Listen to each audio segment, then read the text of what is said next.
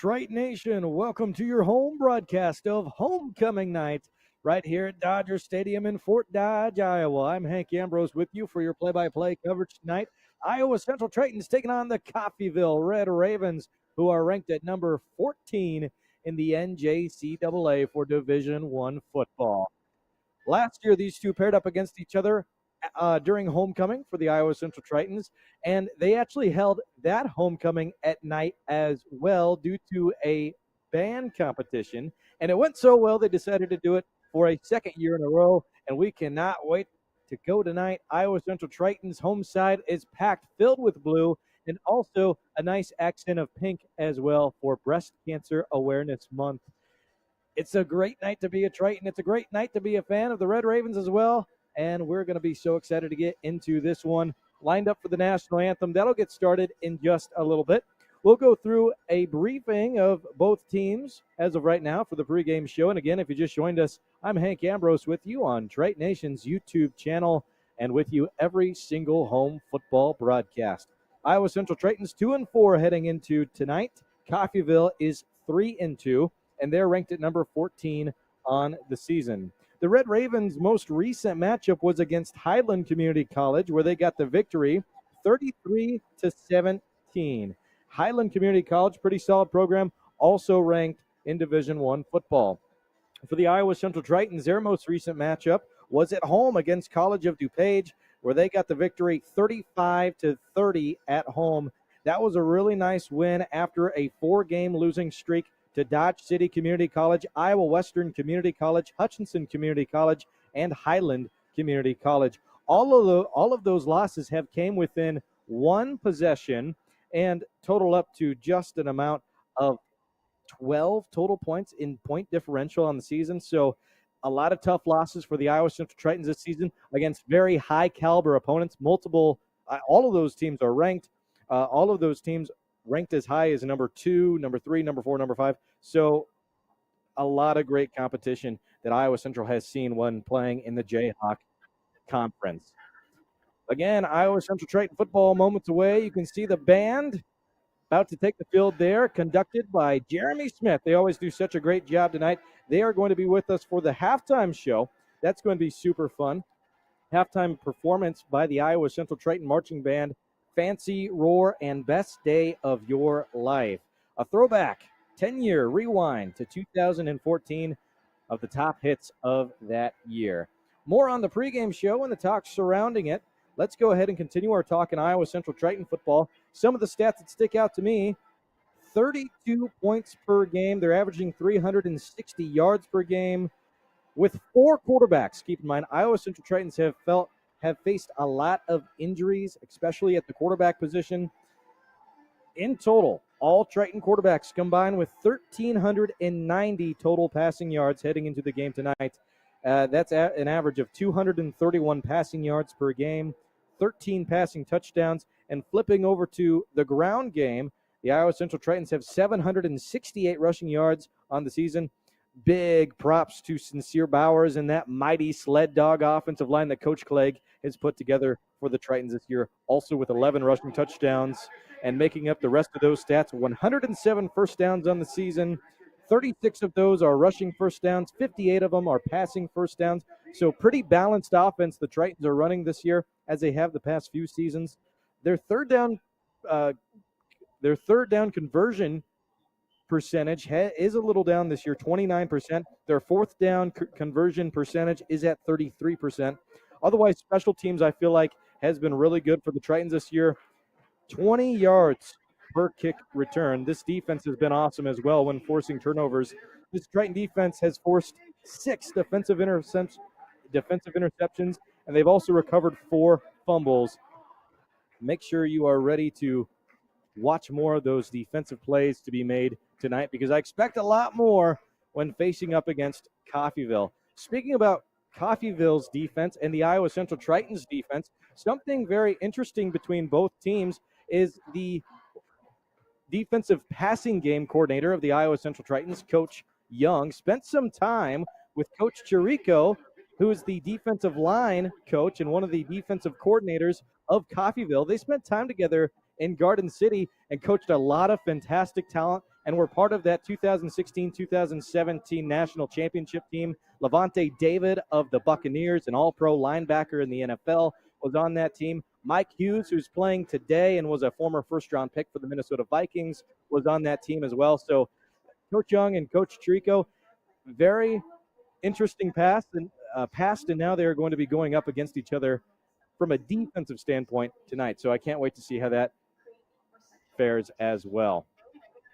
Looks like the field is soon to take over for the national anthem. They have the NJCAA message playing right now in the field, and it is packed for homecoming night for the Iowa Central Tritons. Shout out to all that have came out to support the Triton Blue tonight, and also wearing some pink as well for Breast Cancer Awareness Night. If you just joined us, I'm Hank Ambrose with your pre-game show.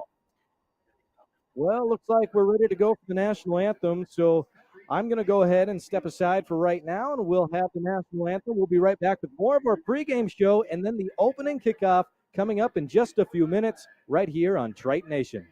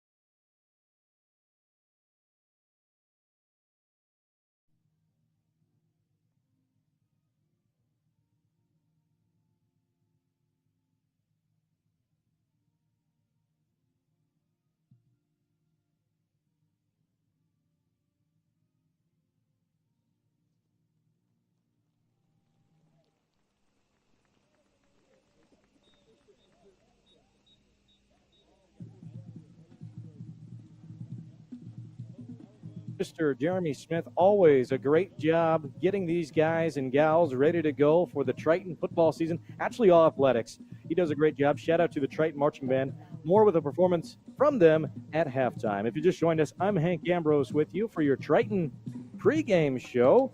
Shout out to Rusty McNeil back in the trailer. Get me on air and get my audio through as well. It's going to be a great night of football.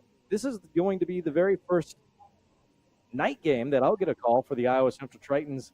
Again, their first one since I've been here for the past 5 years was actually last year for homecoming night, also against Coffeyville. So I think this is pretty cool that they decided to run it back this year. Hopefully a tradition they continue to move forward with. And we are getting ready to go for the Triton walkout in just a little bit here. Iowa Central Tritons, again, heading into the game tonight, 2-4 on the season, taking on the Red Ravens of Coffeyville, who are 3-2. Red Ravens ranked at number 14 on the season. All the teams that both the Tritons and Red Ravens have lost to combined are ranked teams. They're phenomenal. I mean, we see Iowa Western in there. We see Highland, who was a loss for the Tritons, but a victory for Coffeyville in there. That Jayhawk conference is just so phenomenal. Blessed to be a part of it for the Iowa Central Tritons because, as you may know, iron sharpens iron. We get ready to go. You can see on your screen there, the storm to the field is about to take place here at Dodger Stadium in Fort Dodge, Iowa. Getting ready to burn those boats. On your feet. Who's ready for some Triton football? And a shout out to Brownie, our live PA, getting us ready on the field as well. Here are your Iowa Central Tritons taking the field. Hoorah, it's homecoming night, ladies and gentlemen. It's going to be a great night for football in Fort Dodge. There goes that band again. A Shout out to the dance team and the cheerleaders, too. We're getting everybody ready to go as well. We briefly talked about the Red Ravens coaching staff. I figured we'd continue our talk on them. The Red Ravens have a brand new head coach this year. He actually took over in late September of last year, but this is his first season at the helm of the full preparation of the offseason. That's Coach Dobler, who originally joined as a defensive coordinator, working with the linebackers. He spent some time in Kilgore, Texas, promoting some of the best linebacking talent of Texas down there. He was also a fantastic ball player in the NJCAA, even winning Athlete of the Year back in his day. Dobler is the head football coach of the Coffeyville Red Ravens. Like I said, a lot of talent we've seen from Coffeyville in recent years, and Dobler is one of the main reasons for that. I wanted to run through some more of the stats for Coffeyville, the Red Ravens. Let's start with offense as a team. 321 passing yards per game. That's 70 less yards than what the Tritons have shown throughout the game as of up to this point into the season anyway. So that shows quite a steep difference. That's 177 passing yards per game, 321 total yards per game from Coffeyville. For rushing yards per game, that's at 144. So just like the Tritons, Coffeyville is quite balanced on offense. I expect no change tonight from Coffeyville. 722 total rushing yards heading into tonight. Now, this is where Coffeyville has had more success. Their conversion ratio has been much better. 43% on third down conversions and 50% on fourth down conversions. They haven't gone for on fourth down a whole lot, 12 times throughout the season. That's about 2.5 times per game, 2 or 3 times a game. But to be at 50%, those are solid numbers from the Coffeyville offense. And again, Coffeyville Community College ranked at number 14. Your other rankings from across D1 football in the NJCAA, Hutchinson is ranked at number 1. Iowa Western is number 2. Mississippi Gulf Coast Community College is number 3. Georgia Military College is 4. Snow College is 5. You can find the full list online at njcaafootball.com. Well, the team captains have lined up for the coin toss. And before we get fully into this broadcast, I'd also like to shout out the referees and the other officials as well. Referee Larry Bakes, umpire Rudy Everstein, headline judge Jake Pollard, side judge Michael McFall, line judge Wendell Campbell, field judge Jay Leach, back judge Brady Baker, and center judge Mitch Driscoll. A big thank you for taking the time to do this and allowing these kids to continue their football careers in NJCAA football. We wouldn't be able to have these games played without these officials, so we appreciate them greatly. It's also Official Appreciation Week for high school sports in the state of Iowa. So that's even one better there for the high school officials. A big thank you to those folks as well. Well, the coin toss just happened a moment ago, and we'll be lined up for the kickoff in just a little bit. Again, if you just joined us, I'm Hank Ambrose with you for your play-by-play coverage tonight. It sounds like in the third quarter, athletic director Coach Twait, former head football coach, will be joining us to talk about homecoming week and all the festivities that have happened throughout the course of this week as well. It's going to be a great night of football. I can't wait to get right into it. Iowa Central Tritons in that deep Triton blue, and the Coffeyville Red Ravens, they have the white tops and red bottoms tonight. There's a lot of injuries for the Iowa Central Tritons heading into the matchup tonight. I don't have the official word on the starting quarterback, but my sources tell me that it is most likely going to be Ty Purdy tonight starting at quarterback. Running back Sincere Bowers will get the start. Dylan Luth was injured last week, praying for his speedy recovery as well. He's a fantastic ball player. He was our X receiver on the season. Luth will be out tonight, I know. Also getting work tonight at wide receiver, Dom Brown, Jaquez Hall, Riley Purcell, Akili Maddox, and Bryce Anderson. From what I have in front of me, expect Austin Iobamadile to also get some work. Your starting sled dogs from left to right, that's left tackle to right tackle, Caden Mason, Alan Pond, Joseph Calles, Cunyan Cunyani, and your right tackle, Maishawn Turner. Those are your starters on offense for the Tritons. Your starters on defense, Joseph Shannon at defensive end, Patrick Brown at defensive end, defensive tackle Howard Brown. Your linebacker core, those are the Sharks back there, A.J. Russell, Ishmael Conte, Sam Hosier, Jawarren Corbin, R.J. Hill, Kadarius Williams also working at cornerback as a nickel cornerback, and safety Tobias Jewell. Aaron Warren will be back there at strong safety. Aiden Burrell will also be back there playing safety tonight as well. Those are more or less your starting lineups and the players we expect to see the most from tonight for the Iowa Central Tritons. Now, I know a lot of them were questionable, so some of those names may not be playing tonight. We'll let you know as soon as they take the field, which the kickoff just happened. Coffeyville gets the start. And we'll get started right here. Coffeyville going to come out in the gun. Tritons in Coach Conley's defensive scheme. He'll show the 3-4 with two deep safeties, showing zone. Oh, looking at that interception read, short curl route over on the right side of the field, going to be caught for a 3-yard gain, it appears, unless it was dropped. I actually don't see the chains move, so I believe it'll be dropped. 2nd down and 10. It's homecoming night for the Iowa Central Tritons. If you just joined us, welcome to the broadcast. Back to the gun, doubles right. Here's the man in motion. Also a single receiver left. Handoff, a zone read for their starting tailback. Will bounce him forward, getting him a gain of 5. 3rd down and 5 coming up. Ball on the 30-yard line. Coffeyville Community College working into the north. Not really any win tonight. Also, a name to look out for Coffeyville. Their starting kicker is coming off of a fantastic performance. He was the NJCAA Special Teams Player of the Week. Watch out for him. More on his stats in just a little bit. From the gun, doubles each side. This is Coffeyville on offense. Tritons on defense. Tritons sending 4. Dropping back in zone. Stepping up to throw. Looks like the ball touched the turf before it made it to the intended receiver. And yes, incomplete pass. 4th down and 4 coming up. Still getting used to all of the new names on the field and some of the sub players that came in. Looks like Thorpe will be the return man for the Iowa Central Tritons.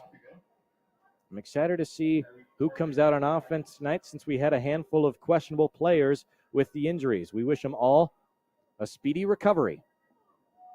And here's a punt going up back towards the 40, the 35 to 30, down right at the 30-yard line. Tritons take over, 1st and 10 from the 30-yard line. Again, Tritons in the deep blue, Coffeyville in the white and red. All righty, here we go. And it is true, getting the start tonight is Ty Purdy.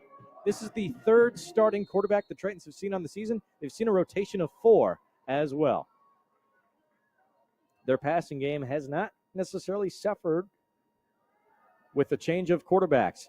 They're going to start off with a nice read to Sincere Bowers, running on the left side flat, making his way past the 1st down marker. Well, he'll be forced out of bounds. It's going to be a 1st and 10 straight from the get-go for these Iowa Central Tritons.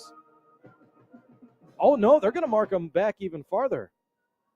I'm sure you saw on your screen there, everybody moved about 15 yards past the original line of scrimmage, but he must have stepped out sooner, because it's actually 2nd down and 2 from the 38-yard line. And hang on, dead ball foul here. If you just joined us again, I'm Hank Ambrose with you. I'll be with you for your play-by-play coverage for the rest of tonight. False start against the Iowa Central Tritons. That will move them back 5 yards. 2nd down and 7 should be coming up. From the pistol, Twins right, lone receiver left. Coffeyville with 4 on the defensive line, and another penalty, another dead ball foul. They're saying it's against the Tritons again. This is surprising to me. The Tritons have been pretty disciplined this year, especially with their offensive line unit. Coach Clegg does a great job at preparing for them and making them disciplined all year round. This is unlike the Tritons to begin a game like this. Hopefully just early game jitters on homecoming night. Coffeyville making some switches on defense. Trips right from the pistol. Here's a man in motion. It's Bryce Anderson, the starting tight end. Ball on the ground. Got to jump on it. Ty Purdy Gets back there. And a sack, tackle for loss, hybrid. You know, Ty didn't have much of a chance to pick it up and throw it, so it's hard to call it a sack, but it looked like it was a designed pass. Hard to tell exactly for sure. Well, that'll move him back even farther. 3rd down and 17. Ball on the 23-yard line. Purdy back there with Sincere Bowers. Bowers moves to the backfield. They'll throw it towards his way. Making the grab. A dance out of bounds after making 2 miss. Not going to be enough to get a first down. Might have got back to the original line of scrimmage. I don't think so, though. I think he, again, stepped out quite shy of that original line. And he did, just a 3-yard gain. So the Tritons come out with a 3-and-out of their own. 12.5 minutes to go in quarter number 1. Both teams showing a 3-and-out to get started on offense.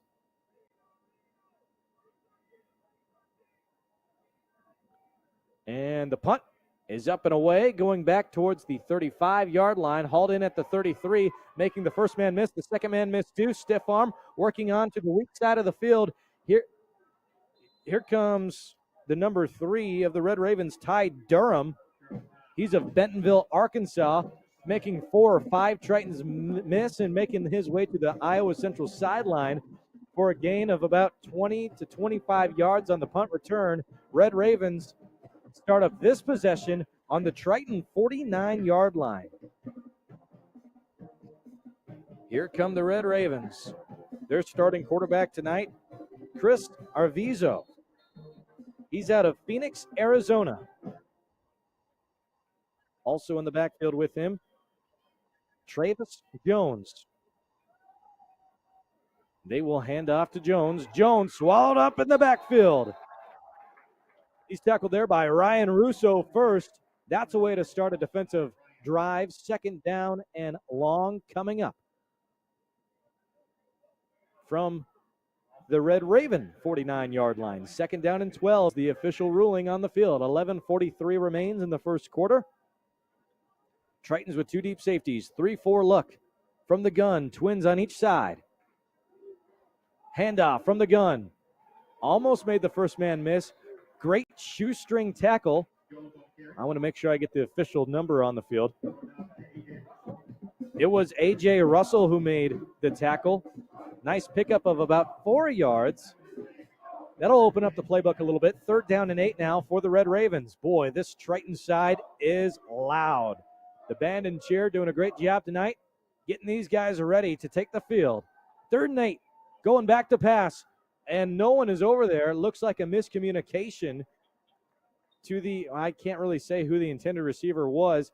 It looked like the receiver from the previous play, the number 80, Jaden Jones, ended up running a hitch route about 8 yards and back, but their starting quarterback, Arvizo, was thinking it was more or less of a fade route streaking the sideline. No one was there in coverage, so another 3-and-out.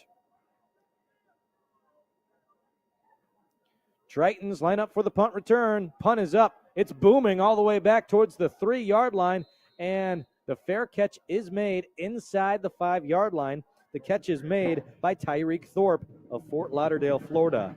Tritons take over 1st and 10. They'll get a second crack at offense in quarter number 1. Both teams hungry for a win. Tritons 2-4 on the season. Again, though, all of their losses have been against top-tier opponents, all of them ranked. All of those losses have been by 1 possession. 2 of those were by 1 point, another one by a field goal, another by a touchdown, and that was against Iowa Western, who's ranked at number 2 on the season.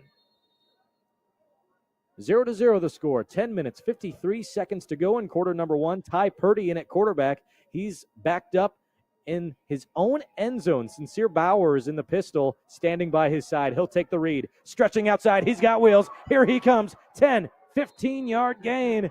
That's a first down, no doubt about it. His first touch, it looked like it was a first down, but he was called out of bounds. That time he made sure not to step out of bounds prematurely.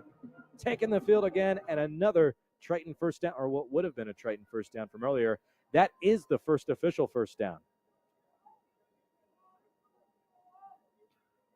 Here we go.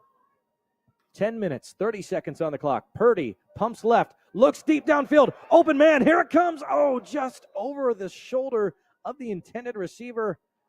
That was oh so close. Just off that time. And that intended receiver, Dalen Houston of Johnston, Iowa. It looked like it was there. Had a nice spot for it. Houston broke his defender down, but he just didn't look back in time for the catch. Little miscommunication error. 2nd down and 10. Ball on the 23-yard line. Here come the Tritons. Power to the right side of the football field and following the blocks of the big fella on the right side of the offensive line. That's the number 56, Joseph Calise. Matter of fact, Calise is the starting center. And it is still 3rd down and short, close to a first down. 3rd down and 2 is the official call from the Triton 31-yard line. Tritons making their way into the south. Tritons come out, doubles left, lone receiver right. Bryce Anderson in as a blocking back to the left side of the field in a pistol formation. Purdy back to pass, looking short, firing over the middle of the field, looking for Houston. Houston double covered and just over his head. 4th and 2 coming up. That was really nice defense. We talked about it in the pregame show. Coach Young, the defensive backs coach of the Iowa Central Tritons, learned a whole lot under the defensive line and also defensive coordinator of Coffeyville, Rico Chirico, who has been everywhere. He'll be a Hall of Famer when it's all said and done. Very prominent defense that he's had for the better part of a decade and almost longer now. Well, here we go. Triton showing punt. They got 1 first down, not quite a 3 and out.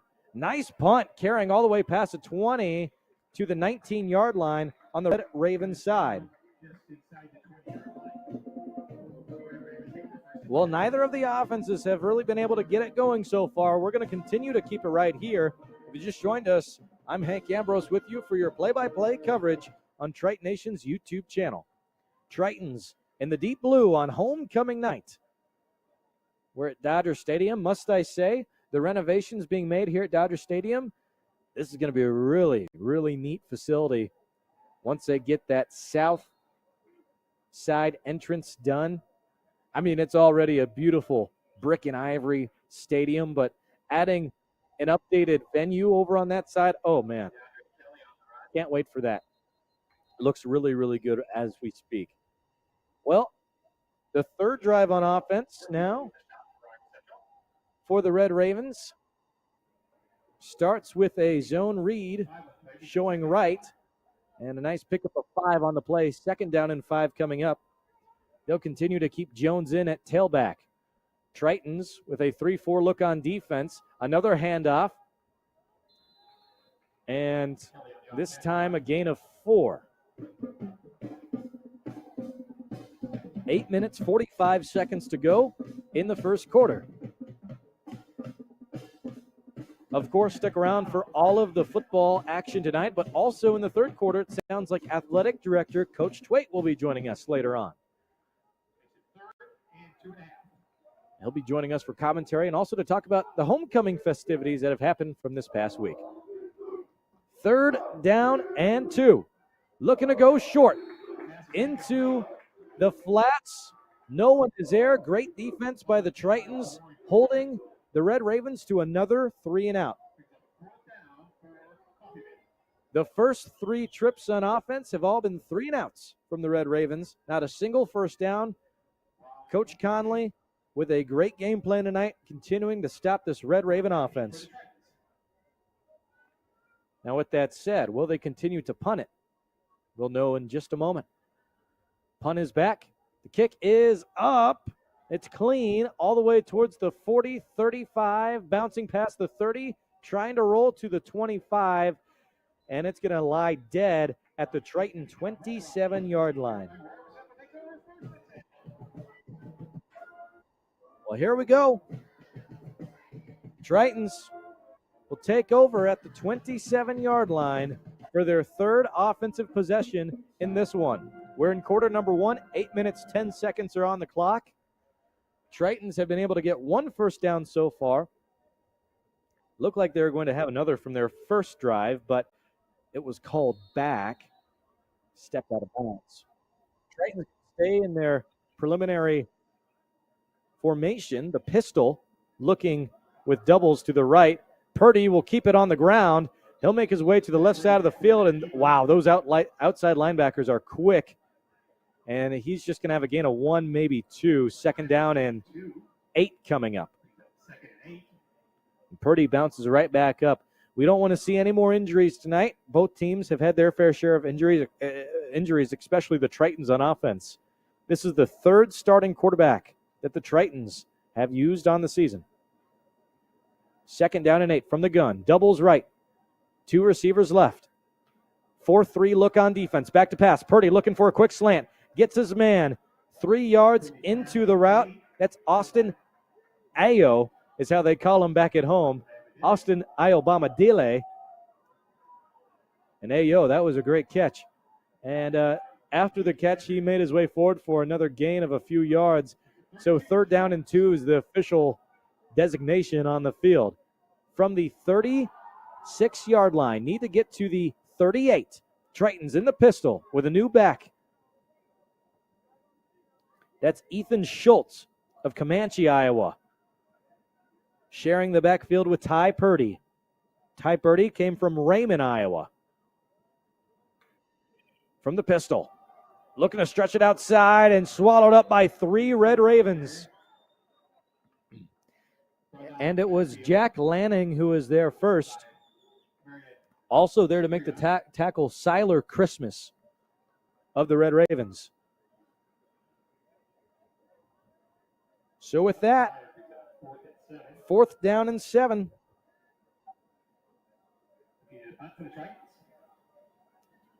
Tritons cannot cross that marker. Another 3 and out. Both teams have shown 3 to get started here.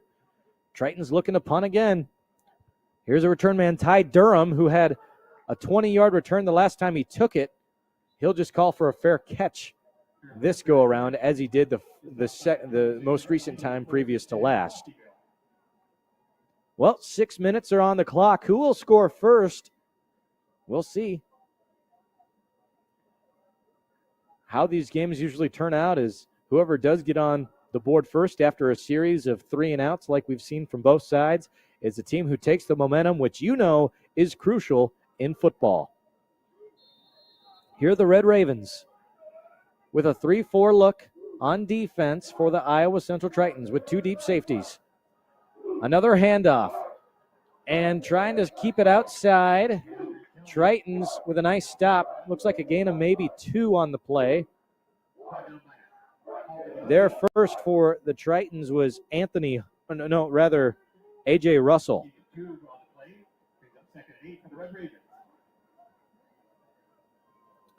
From the gun, twins on each side. Also a tight end in this package. Look out for that tight end on the right side of the field from the Red Ravens. That's Breck Long, Caney, Kansas. Back to pass. Looking for a swing route. Hit his receiver, working outside. Those flats are going to be busy tonight. Brandon Hayward was the receiver with a gain of 3. 3rd down and 5 from the 31-yard line. Red Ravens on offense working into the north. I'd say there's no wind tonight.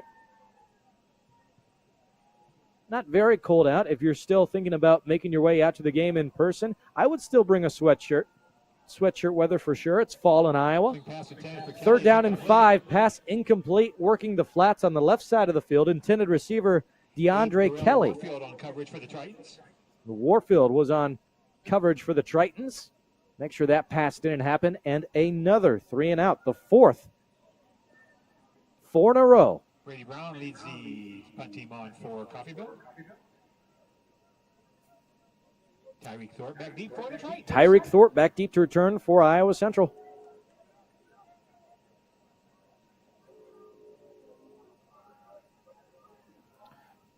And the punt is up. Triton special teams are getting closer and closer to blocking the punt.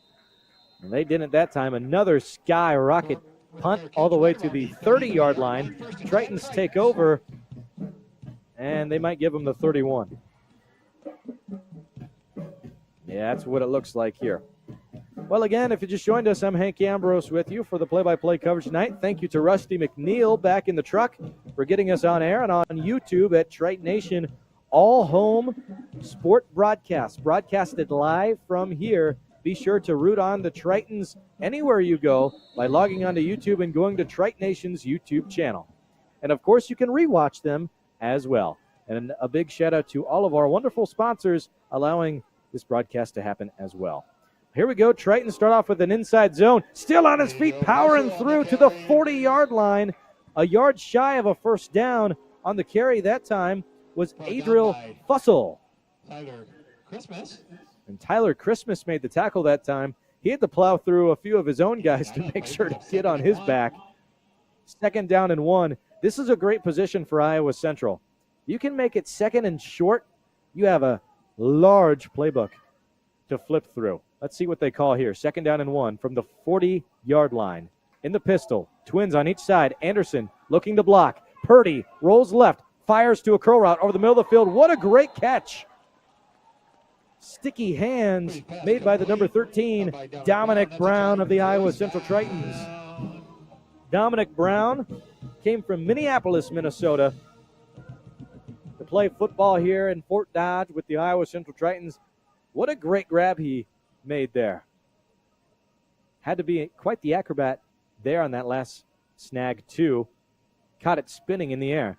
1st and 10 now from the 47-yard line on the Red Ravens side. Purdy back to pass. Again, going back to Dominic Brown. And he makes another great catch. Oh, we have some extracurricular on the near side of the camera, pushing and shoving. And they'll stop that. The refs get over there to break it up. Hey, it's early in the game. Both teams have had multiple 3 and outs. It's going to get frustrated on the field. Both teams are. 2nd down and 6, 3 minutes to go in the first quarter. Here go the Tritons.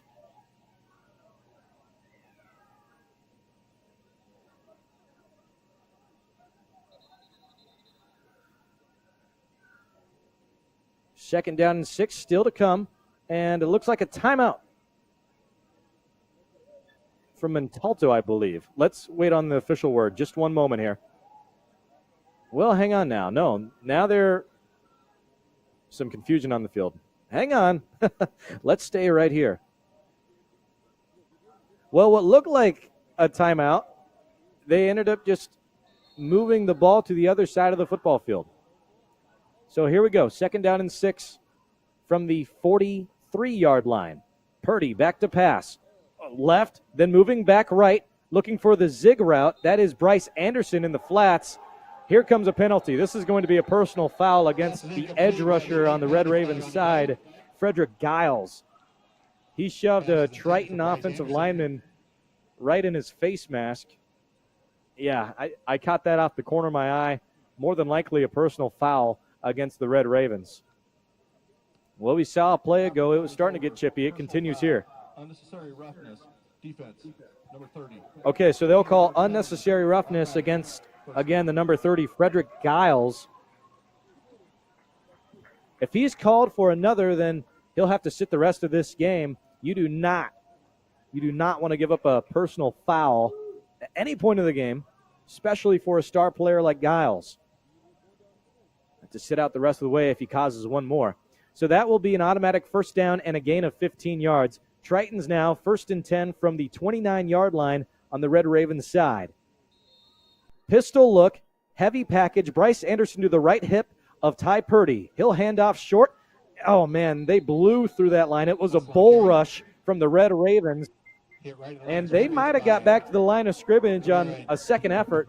Who was there first? It looks like it was the safety, Jaden Shepard. It was. By golly, he did bull rush straight through that line. And, that takes a special breed of defense to be able to do that against Coach Clegg's big boys up front. The Red Ravens able to do it that last play. No gain, 2nd and 10, going to stay on the 29-yard line. 2 minutes to go. From the pistol, Twins right, lone receiver left, Ty Purdy, back to pass, play action, stepping up in the pocket, and he's going to be wrapped down. Great effort moving forward, almost got back to the line of scrimmage. I think it's going to be 3rd and 10 or 3rd down and 11. I don't think they'll give him a yard. They do give him a yard. That second effort is crucial. And we brought it up earlier. The 2nd down and shorts, the 3rd and shorts, every yard matters. Both of these teams know it, offense and defense. Purdy somehow able to escape the sack, carry 2 guys on his back, and get a yard out of that. Very impressive. Here we go. Purdy, empty backfield. Twins left, 3 right, and timeout called. Timeout. Coffeyville. And we know for sure a timeout was taken this go around. So let's go ahead and take it with him. Triton Nation, Hank Ambrose with you, and we will be right back with more play-by-play coverage in 1 minute right after this on Triton Nation.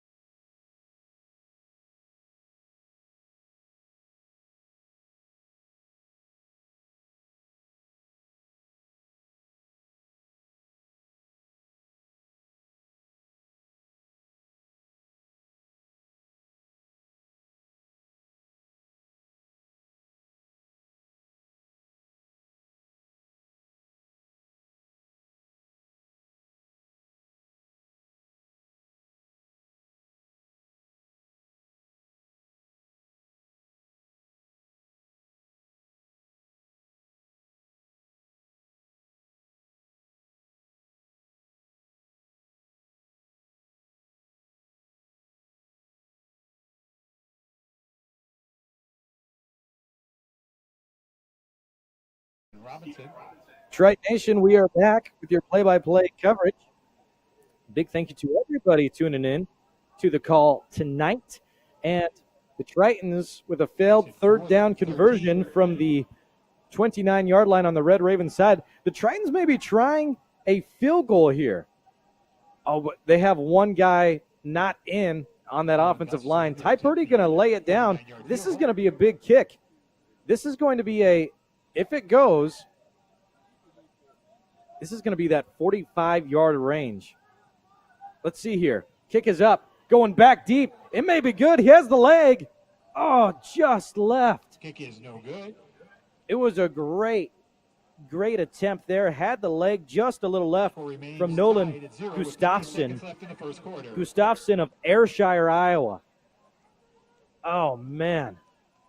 You give him a second try at that, then it's sinking through, I'll tell you that much. So that's going to keep it 0-0. 15 seconds remain in the first quarter. The ball will stay placed at that 32-yard line. So, yeah, that was just a little north of a 45-yard field goal, somewhere around 48, 49 yards. Great leg from Gustafson. From the gun. Doubles right, lone receiver left, handoff. And still on his feet running, looks like a gain of 5 yards from a new tailback. Tavion Williams on the carry. Williams on the carry, yeah, that's Tavion Williams. Another Kansas back from Wichita.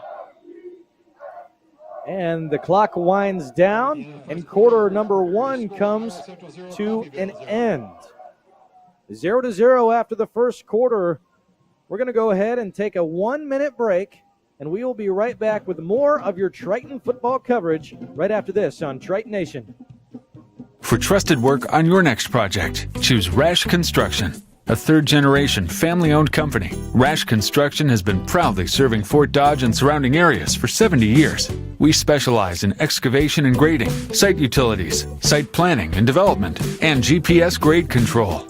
From private and public projects to larger scale commercial projects, we have the knowledge, experience, and technology to get the job done right. Rash Construction. Safety first, last, and always. CNOS is proud to be your orthopedic and sports medicine providers. You can visit our clinic knowing you will receive the best orthopedic care in the area. Located at Unity Point, we offer quality care to address any bone or joint problems. We are committed to providing the best possible care to the communities we serve. CNOS, proud sponsors of the Iowa Central Tritons. Go Tritons!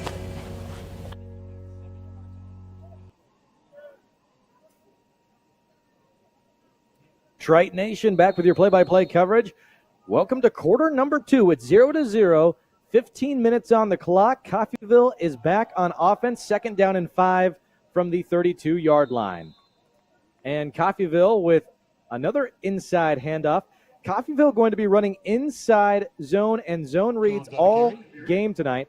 I'd say 90% of the plays we've seen from them on offense so far have been zone reads, just following the initial block. Whoever has the best setup or whatever tailback who's been in. We've seen a committee tonight as well from Coffeyville. Wow, what a great catch made that time from the number 18 on the Coffeyville side. A short curl route.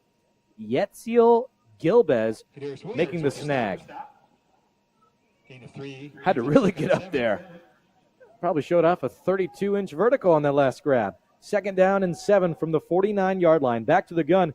Look at Coffeyville. They've really have moved the tempo more. They catch the Tritons not ready over the middle of the football field. Here goes our tight end. No one accounted for him, and he goes streaking into the end zone for 6.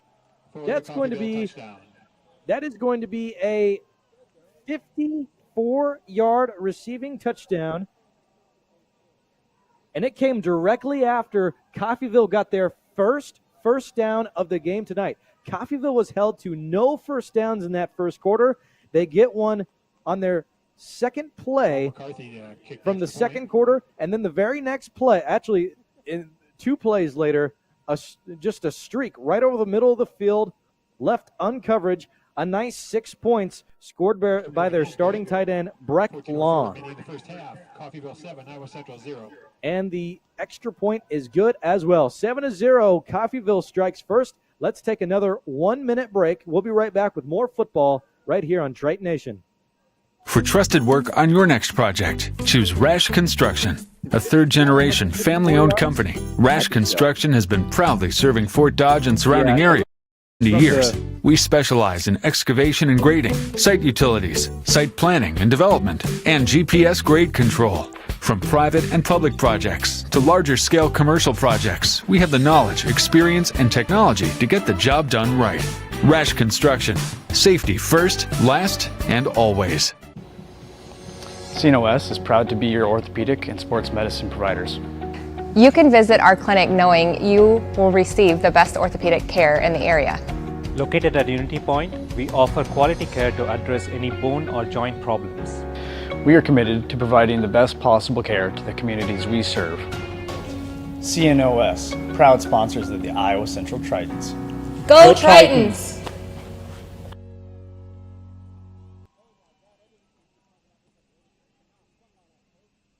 I'm Hank Ambrose with you. Iowa Central Tritons down 7-0, just saw the first touchdown, went around 55 yards. Tight end Breck Long was left open over the middle of the field. Had to run it in from about 50 yards, really. And, well, that's all they needed to get on the board first. It's 7-0. Tritons with a kickoff return getting to the 12-yard line. Scratch that, make it the 13-yard line. Tritons have not really been able to set up in good field position tonight. Triton's best field position tonight had them on the 31-yard line the previous drive. Other than that, the Tritons have set up on their own 27, on their own 3, and on their own 30. And again, this time they set up on their own 13-yard line. Here we go. Triton offense takes back over from the pistol, doubles left, lone receiver right, firing short. Another curl route, and that's on the far side of me. I believe on the grab that time was Curry. Look like the number 2 over there. His jersey's is tucked in as well, so I don't think I can really make that out, but I believe that's Curry. Anyway, nice gain of 5 yards to open up this drive.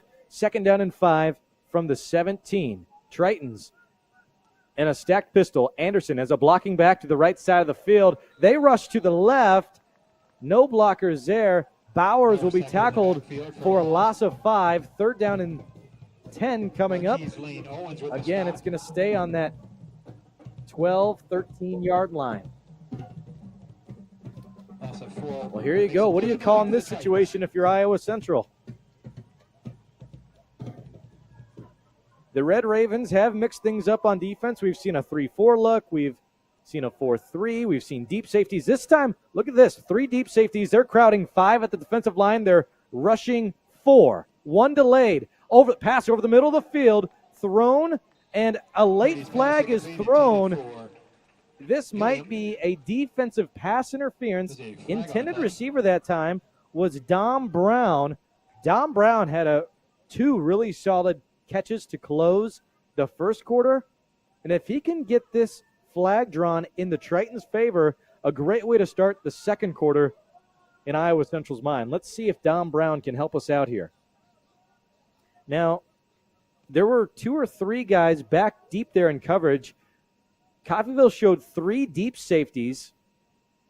2 of them crowded. Another one, a cornerback, which came over. Still waiting on the official call. They might pick it up. Yep. So they will pick up the flag. It was a late flag. I thought it looked like the sideline judge was thinking about if it was or not. After discussion at the middle part of the field, they will rule it incomplete pass. 3 and out from Iowa Central. Triton punt team will make their way onto the field. Ty Durham back deep for the Red Ravens. Back deep in their own end zone. Ty Durham is the return man of Coffeyville. It's 7-0. 12:43 remains in the first half. It's homecoming night for Iowa Central Tritons. Halftime going to be a really exciting. Oh, ball on the ground, but somehow covered by Durham. Durham got lit up right as he got the ball down. Big smack right there by the number 84, Jacob Kenya, who's actually a receiver. Don't think offensive guys can't hit hard too. Kenya showed exactly why he can. He came blitzing all the way into the return man, and almost a turnover from Durham, who's had a nice game tonight returning. Somehow is able to jump right back on the ball after he fumbled it. Okay, anyway, Coffeyville takes over 1st and 10 from their own 43-yard line. I'd like to shout out all who are listening, including Coach P. Coach P, a former running back coach from Iowa Central. He is out of New York now, and he wanted to remind me that Fussell ended up having the game-winning touchdown for last year's homecoming matchup, also a homecoming night game against Coffeyville. Adriel Fussell had the game-winning touchdown late in that game. We knew it was going to be close, and it remains close here. Nice tackle a moment ago from Iowa Central. 2nd down and 9 is up. 12 minutes to go in the first half. From the gun. Haven't seen a lot of Arvizo tonight, the quarterback. He'll air it out this time. Looking back deep. Did he make that catch? Coming down to his shoulder pad. They're saying he did. And it's the return man. Well, what we've seen most of him anyway. The return man, Ty Durham, showing his catching ability now. Oh, my goodness. A deep 40-yard streak route crowding the sideline. It's going to be 1st and 10 inside the red zone of Iowa Central. Right as I said, I haven't seen too much of Arvizo. He takes a deep shot downfield, making a big play. Now, we're going to stop it right here because Coach Montalto elected to challenge this one. Now, the officials are going to be looking at a lot of things here. They're going to be looking at if he had control of the ball coming down, but also if Dom Brown stepped if Ty Durham stepped out of bounds at all. Because if he stepped out of bounds, then they're not going to allow that to be a catch. That would be called illegal touching. But again, they'll also be checking out if he maintained control. The way he caught that, one-handed, by his shoulder pads, falling down on his back, it's going to be close. You see those officials there going to be working over to check out the play. And while we're talking about the officials, a big thank you to the officials all across the NJCAA, allowing these athletes to continue their athletic and academic career at JUCO College. I know they're having fun calling these games as well. High-quality football, that's for sure. So a big shout-out to the referees, especially with it being from the state of Iowa, official celebratory week, official gratitude week. So a big thank you to Larry Bakes tonight, who's the head referee, the umpire Rudy Everston, headline Jake Pollard, side judge Michael McPaul, line judge Wendell Campbell, field judge Jay Leach, back judge Brady Baker, and center judge Mitch Driscoll. Those are the officials tonight for Triton homecoming night. Again, if you just joined us, they're checking out the replay on if Ty Durham made the grab or not. It was a 40-yard streak route crowding the sideline over on the Coffeyville side. But they're looking at a few things here. They're looking at, did he step out of bounds? When you run those deep streak routes or those fade routes even, you're usually right on that sideline. So even if a toe or a foot or a heel, anything steps out, it'll be illegal touching, ruled incomplete. They'll be also looking at if he maintained control of the ball coming down. Miraculous one-handed grab from what it looked like to me up in the booth and you on your screen. It was coming down hot, though. Like I said, he snagged it right on his shoulder pad, coming down to his back on the left side of the field. We're waiting on the official call here. Coach Montalto challenged the ruling. And it looks like we have the official call on the field. After review, the ruling on the field is overturned. Incomplete pass. The ruling on the field is overturned. Tritons jump for joy. The challenge rules fair, as it'll go overturned. Good eye from Coach Montalto. 3rd down and 9 coming up. And that's going to bring him back to the Red Raven 50-yard line. So that was a crucial play. Because if that play stood, it would have been 1st and 10 inside the Triton red zone.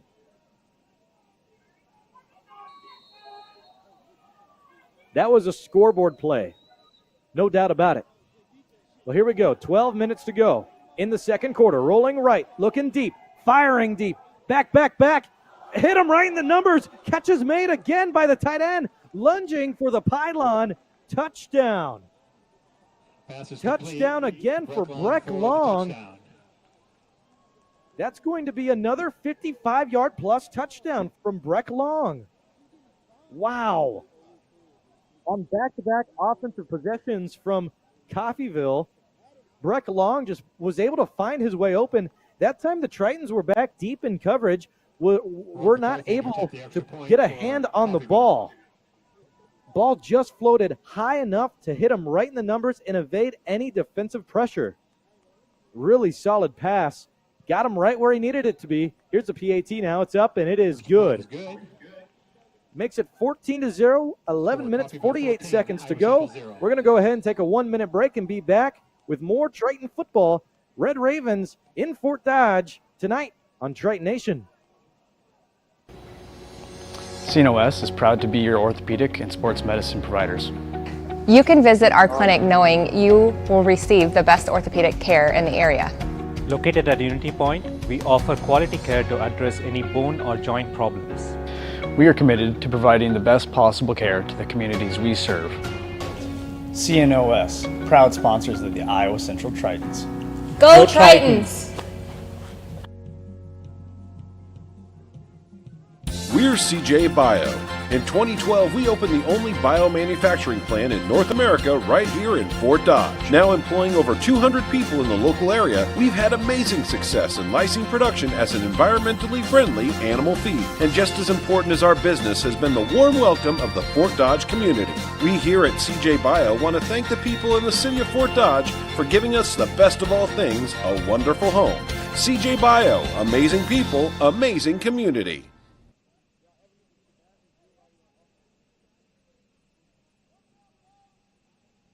With you for the call tonight. Thank you to the Triton Nation video program. Rusty McNeil back in the truck, getting us on air tonight on the YouTube channel. Here's a kickoff return from Iowa Central. Fair catch made at the 26-yard line. So after the first quarter was all said and done, Coffeyville had no first downs, Catch is taken by Ethan Schultz. didn't have 25 yards through that first quarter, and now off of two separate plays, both of them going over 55 yards each, moving into almost the 150-yard plus category, and also giving them 2 touchdowns, both of them to starting tight end Breck Long of Coffeyville. That makes the score 14-0, and you can see on your screen there 11:45 to go in the first half. Tritons take the field on offense once more. 3-yard gain, 2nd and 7 coming up from the 27-yard line. And make that 2nd and 8, rather. So 2nd down and 8 from the 27-yard line. Tritons on offense heading into the north. Got night game in Fort Dodge at Dodger Stadium. There's really no wind tonight. That's not a factor. I'll let you know if anything picks up here. Tritons try a slip screen, incomplete pass. They try to move it to Thorpe over the middle of the field, as you saw on your screen there. That slip screen moved the offensive line to go left. Slip screen coming in hot to the right side of the field. Not able to make the completed catch. Unfortunately, even if he did, it looked like defenders were there in coverage. 3rd down and 8 from the 27-yard line. 3-4 look, 2 deep safeties from Coffeyville on defense. Triton sent a man in motion, trips right, doubles left. Purdy back to pass. Over the middle of the field, catch is made. Here's Thorpe, and almost made a man miss. He got away from his defender in coverage. Man on man look. Going to be close to the line to gain for a first down. I think he's a yard short. I believe he's a yard short. 4th and inches. We're waiting for the call, though. Hang on. Nope, the side judge changes his mind. He goes, it is a first down. Without having to measure, they do see that it is a first down. So 1st and 10, Iowa Central.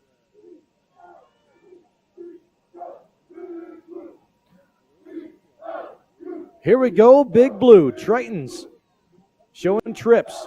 Moving to the right side of the field. Doubles left, back to pass. Purdy. Pump fakes. Goes. Here comes Purdy. Over the middle of the field, sliding for a gain of 10+. That's an 11-yard rushing attempt from Ty Purdy, the guy who started the season as a 3rd-string quarterback.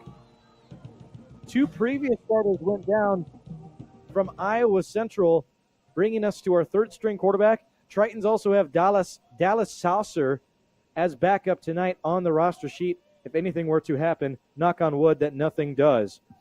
We pray for a speedy recovery from all injured players from both teams.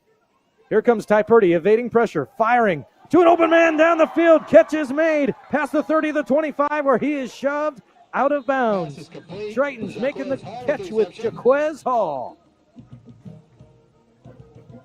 Tell you what, Hall comes from Iowa City, and maybe their college team doesn't do a lot of passing over there, but those high school football teams out of Iowa City have a lot of experience running deep routes, getting open. Hall has a lot of experience doing that, bringing it to the Tritons. There was also a penalty on a penalty marker thrown anyway.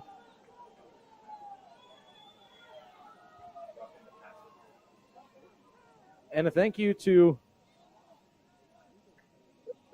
one of our guys in the booth helping us out. It was called as a roughing the passer.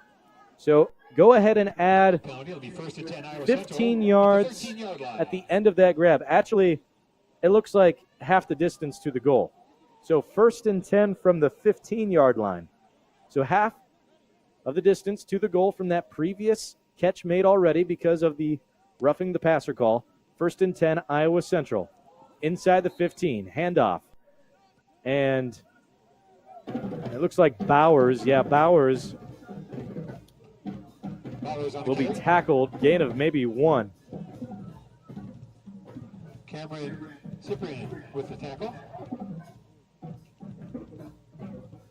And no, they won't give him anything. Rather, it's second down and 10. Second down and 10 from the 14-yard line. In the red zone, Triton's looking to get their first score on the board. Under 9 minutes to go. Clock is running. 14-0. Red Ravens lead it. Empty backfield. Trips right. Lone receiver spread out wide to the left. Bryce Anderson also connected to the left tackle. Thrown over the middle of the field. And trying to get a call there, a PI. Nothing will be called over into the end zone. Anderson was double covered. Like he ran a post route. Got jammed over the middle of the field. Nice defensive coverage from Coffeyville. Coffeyville, 3-2 heading into tonight. Ranked at number 14 in NJCAA football. Tritons 2-4, unranked. All 4 of those losses have came from ranked opponents, all within 1 possession. Man in motion, looking right, firing into the flats. Thorpe makes the grab, makes the first man miss. The second man missed too. He's dancing, and he'll get to the 13-yard line. Looks like a gain of just 2. 4th down and 8. Let's see what they call here with 8:15 to go in the second quarter. It's 14-0. And Tritons look to bring out the field goal unit. So the Tritons, Nolan Gustafson, going to have a second crack at going for a field goal. Previously on the night, he missed about a 48-yard field goal. This time his try is from about 33 yards. The kick is up, and it is good. Gustafson gets on the board with 3 for Iowa Central. It's 14-3, 7 minutes, 48 seconds to go. We'll take a 1-minute break and be right back with the Triton kickoff right after this on Triton Nation. CNOS is proud to be your orthopedic and sports medicine providers. You can visit our clinic knowing you will receive the best orthopedic care in the area. Located at Unity Point, we offer quality care to address any bone or joint problems. We are committed to providing the best possible care to the communities we serve. CNOS, proud sponsors of the Iowa Central Tritons. Go Tritons! We're CJ Bio. In 2012, we opened the only biomanufacturing plant in North America right here in Fort Dodge. Now employing over 200 people in the local area, we've had amazing success in lysine production as an environmentally friendly animal feed. And just as important as our business has been the warm welcome of the Fort Dodge community. We here at CJ Bio want to thank the people in the city of Fort Dodge for giving us the best of all things, a wonderful home. CJ Bio, amazing people, amazing community.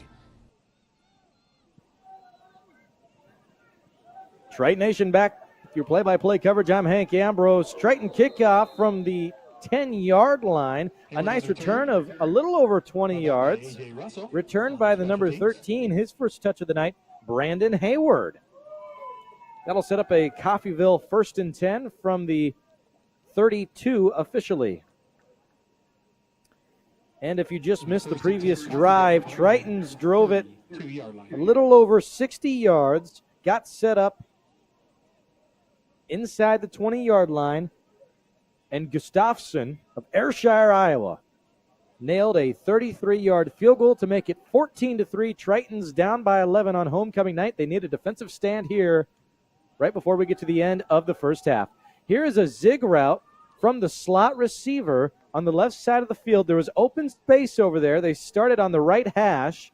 That was a nice play design drawn out by Coach over there on the Coffeyville side. Coach Ortiz, the offensive coordinator, and the Red Ravens go back to hurry-up offense. Ball loose, forced fumble. Here we go. Tritons on their feet, looking for the return. Still running. Here they come, rumbling down and tackled inside the 5-yard line. There goes Iowa Central. The Don, Coach Donovan, is juiced on the sidelines. He knows a shark was the one who disrupted that last play. Wow. Big-time play. From the 2-yard line. That return from the 6 for the Triton side. Caleb Moore returned it. Nice return there to set up the Tritons inside the 5-yard line. First and goal for IC3. It's 14-3, 7 minutes, 7 seconds to go here in the second quarter. Tritons wanting a touchdown here. They'll go out in the gun. They actually bring out Ethan Schultz to begin this drive from Comanche, Iowa. Man in motion. It's Sincere Bowers who lined up as a slot receiver moving right. He'll be tackled for a loss of 1, maybe 2. And that was sneaky. I didn't even notice Bowers lined up as a slot receiver. Came in as a jet sweep, moving from left to right of your screen.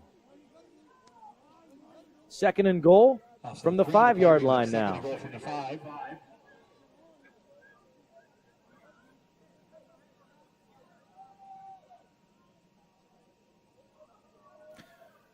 Second and goal from the 5.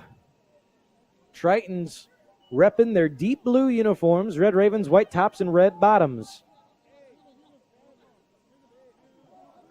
5 on the play clock. You got to snap something here. Coach Montalto has some timeouts to burn. He'll take it.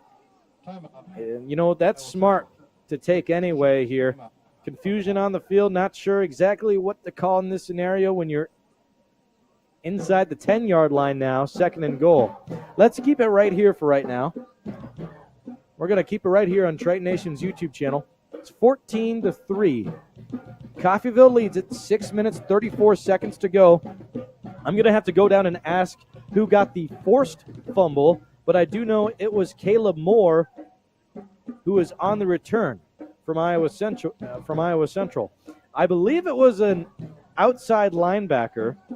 Not exactly sure for which one, but the way that Coach Donovan, who is the outside linebacker coach and inside linebacker coach, he works with them as well, the way he was dancing on the sideline makes me believe it was one of the linebackers. I mean, everybody loves a turnover on defense, especially when you're a defensive coach, but his reaction makes me feel as if it was one of his linebackers. Anyway, 14-3, 6:34 to go. From the gun, trips left. Here comes the man in motion. And they will hand off to Schultz, and he will get his way inside the 5-yard line, tackled just shy of the goal line. Looks like the Tritons pick up what they lost a moment ago. Third and goal on the 3-yard line. They're going to leave Schultz on the field. Tritons also with 3 receivers on the field and tight end Bryce Anderson. 6 minutes to go in the first half. It's 14-3. Tritons wanting a touchdown here.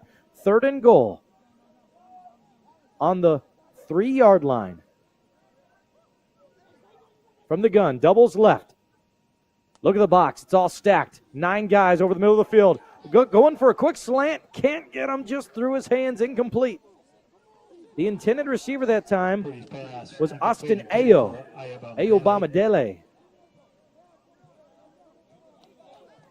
And the Tritons not able to score. They're going to send out the field goal team. Ty Purdy wanting that touchdown bad. You see by his reaction there on the field, all of Triton Nation wanted it there. But they will try to go for this field goal. Placed at the 10. 25-yarder. Chip shot is up. And it is good. 14-6 is the score. 5 minutes, 44 seconds to go. A fantastic defensive stand by the Coffeyville Red Ravens. Again, one of the most prestigious defensive programs through Coffeyville tonight.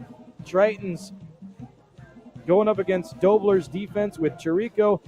It's going to be a battle in that second half as well. We're going to go ahead and take a break. It'll be 1 minute. We'll be right back with the kickoff coming up right after this on Triton Nation.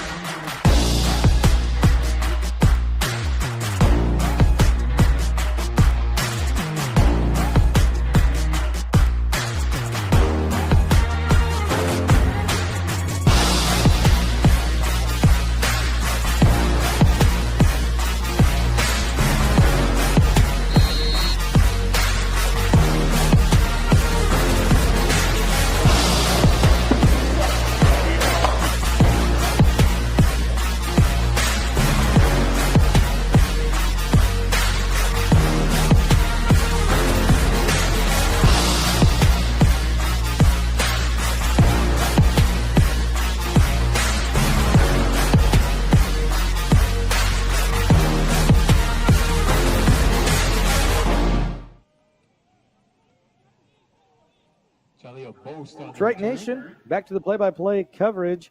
Had the kickoff return there. Coffeyville Red Ravens with their return man, Hayward, brought it all the way to the 28-yard line. Well, the last time we saw Coffeyville Community College on offense, forced fumble from the flats, returned by Brown of Iowa Central. That set up the Tritons inside the 5-yard line. Tritons unable to capitalize inside the 5, settling for a field goal. It's 14-6, 5 minutes, 38 seconds to go in the second quarter.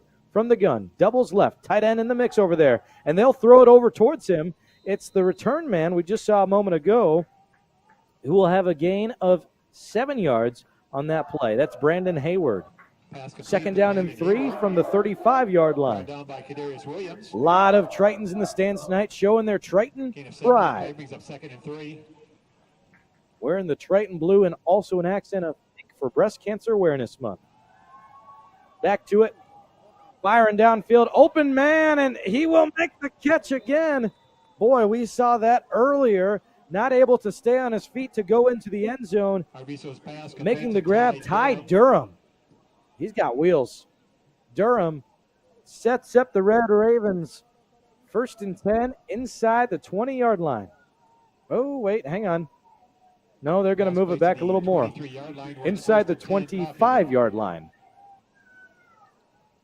Red Ravens hand off. Zone read again. Anytime they've rushed the football, it's been a zone read. Looking for that block. Inside that first pressure. Not able to get anything there. They've had a hard time rushing the football tonight. Second down and 9 coming up for the Red Ravens. 14-6, 4.5 minutes to go. Doubles right, lone receiver left, back to pass, looking to the end zone. It's up, and it's just dropped. Dropped it on the ground. Intended receiver was Hayward. The Triton secondary is having a hard time at finding the ball up in the air. Coffeyville's done a really good job at manipulating the jump balls. Warfield on the coverage for the Tritons brings up 3rd and 9. Warfield was on coverage for Iowa Central. 3rd down and 9 from the 23-yard line. From the gun, doubles each side. Tritons with a 3-5 look on defense, similar to what Iowa State runs. And zone read still on his feet, moving forward. Bounced right off of the initial tackler. Looks like going to have enough for a first down. That inside zone finally pays off for a first down, a gain of 10 yards. 1st and 10. Ball now going to be on the 13-yard line. Under 4 minutes to go. It's 14-6. Red Ravens looking to make this 2 possessions. From the gun. Doubles on each side. 1 deep safety from Iowa Central. And he's going to come down and try to make the tackle. I believe that may be Warren. Yes. So Warren over there going for the tackle. Also, Russo was over there. Mike linebacker coming in for the double tap help. 14-6, 3:20 to go. Second down and 5 inside the 10-yard line from the gun. Handing off inside. And swallowed up at the line of scrimmage. Kelly got the touch on that last carry. A gain of 3 yards. Here's a third down and 3. Scratch that. No, yeah, it is a 3rd and 3. 3rd and 3 from the 6-yard line. Under 3 minutes to go. Red Ravens.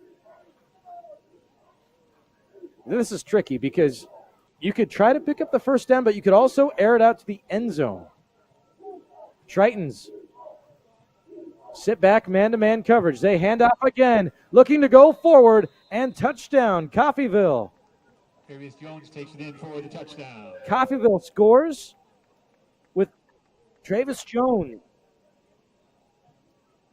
Jones with a 6-yard rushing touchdown. That makes it 20-6, 2 minutes, 33 seconds to go. Ron McCarthy in to attempt the extra point. That's a great way to call off the first half. Tritons still an opportunity. They'll get the ball with a little under 2.5 minutes to go. Time for maybe one final drive and a 2-minute drill. Here's a PAT. It's up. And it is good. So again, a 2-minute drill coming up for the Triton offense. Let's see what they can string together. It's 21-6. Tritons down by 15. We'll be right back with more football on Triton Nation.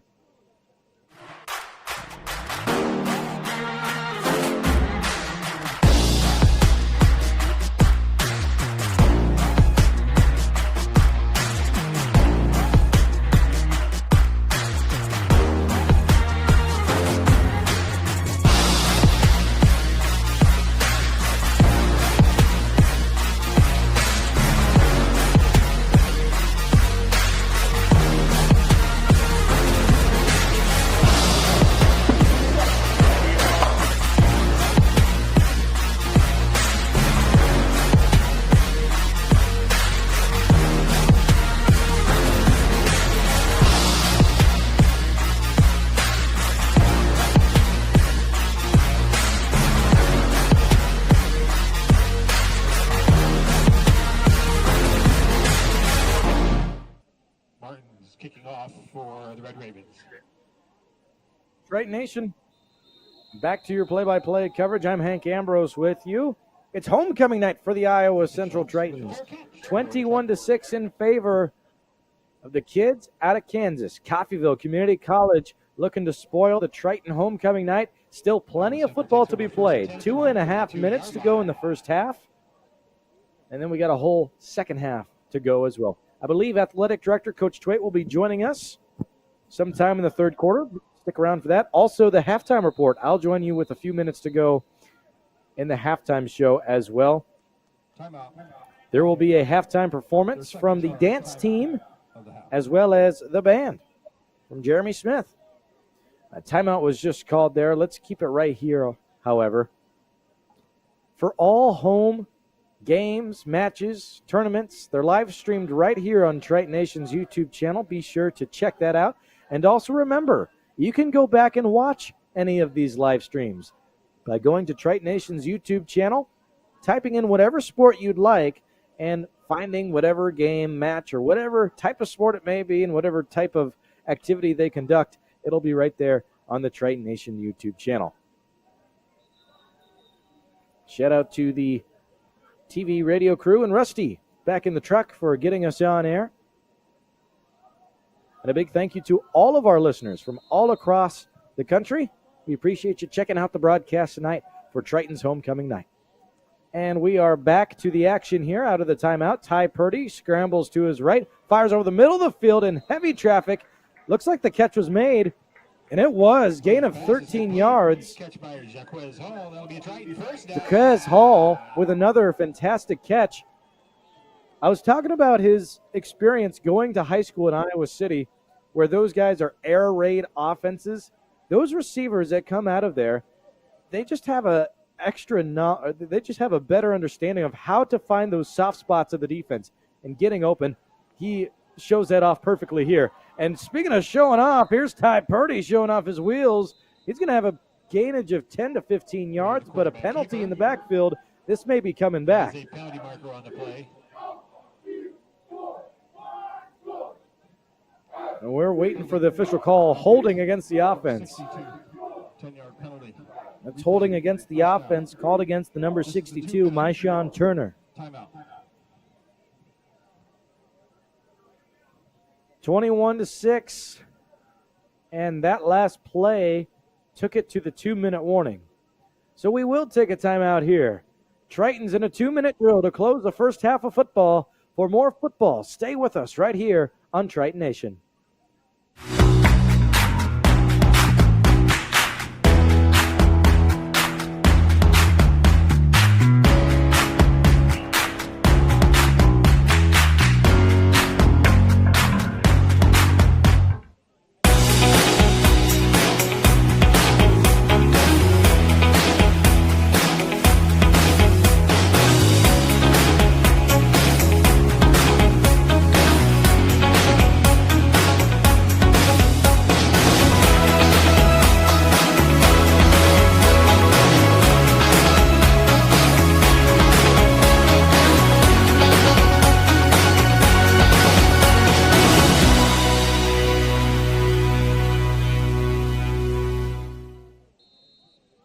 Triton Nation, back to your play-by-play coverage. I'm Hank Ambrose.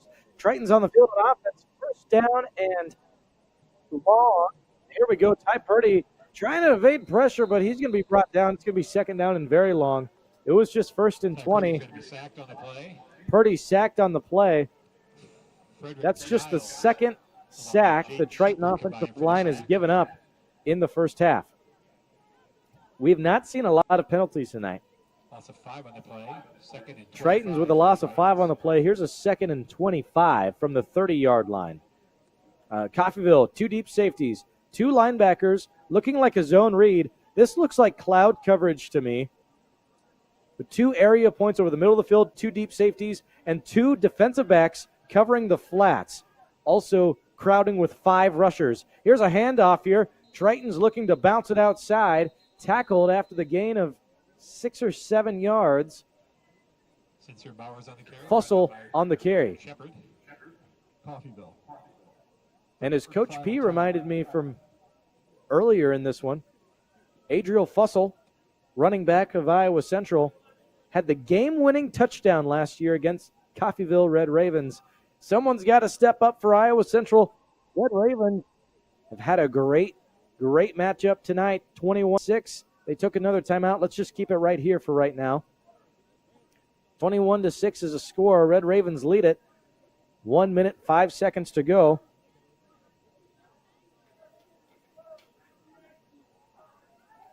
Excited to see where this goes from here. Your standings in Division I football. Hutchinson Community College ranked at number 1. Number 2 is Iowa Western. Number 3, Mississippi Gulf Coast Community College. Number 4 is Georgia Military College. Number 5 is Snow College. Number 6, Garden City Community College. Number 7, Northwest Mississippi Community College. Number 8 is Holmes Community College. Number 9 is Kilgore College. Number 10 is Lackawanna College. We'll jump to number 14, Coffeyville Community College, and the Tritons are unranked. Iowa Central 2-4 on the season, all losses to ranked teams. The Red Ravens are 3-2, and again they're ranked at number 14. Third down and long, 3rd and 18 from the 37. Inside zone, and Red Ravens acting like they have it. No, not a turnover, but it will be 4th down and long. Loss on the carry. Down by a host of Red Ravens. 4th and 18. 40 seconds to go. Makes it 4th and 17. There's going to be 15 seconds on the clock by the time they get the snap off if they bring it all the way down to 1 on the play clock. 15 seconds will remain if they can milk it all the way down to the 1 second on the play clock. It's getting close. 4, 3, 2, 1, and instead of risking it, trying to keep the clock moving, Coach Montalto will just take a timeout. We'll take it this time. Taking a timeout with Coach Montalto. We'll be right back with more football on Triton Nation.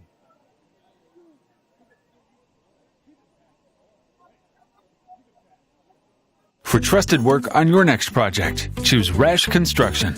A third-generation family-owned company, Rash Construction has been proudly serving Fort Dodge and surrounding areas for 70 years. We specialize in excavation and grading, site utilities, site planning and development, and GPS grade control. From private and public projects to larger-scale commercial projects, we have the knowledge, experience, and technology to get the job done right. Rash Construction. Safety first, last, and always. CNOS is proud to be your orthopedic and sports medicine providers. You can visit our clinic knowing you will receive the best orthopedic care in the area. Located at Unity Point, we offer quality care to address any bone or joint problems. We are committed to providing the best possible care to the communities we serve. CNOS, proud sponsors of the Iowa Central Tritons. Go Tritons! Ball is down at the 19-yard line as the clock says 0. Well, Triton Nation, we just saw the punt. It was a high-hanging punt, and it got all the way down, took a Triton bounce all the way to the 19-yard line, and it looks like we'll be going into halftime. That's the way it appears as of right now anyway. It looked like all the time was clicked off the clock. Let's just stay right here to make sure, however. Looks like the Tritons football team will stay right here. We're thinking it's second half. And yes, that is the official call. 21-6 is your score at halftime. Again, a rewind. 10 years from the past to 2014. Jeremy Smith and the Iowa Central Triton Marching Band will be coming out for a performance. Also, the Triton Dance Team will be coming out for a performance as well. This halftime break will go for about 15 to 20 minutes. Right before we get to that time, I'll be back with you breaking down what we saw from that first half and some possible substitutions and changes that the Tritons and Red Ravens could be making in the second half as well. For more Triton football and Red Raven football, stay with us right here on Triton Nation. I got to piss right now. How much money to pee on the field?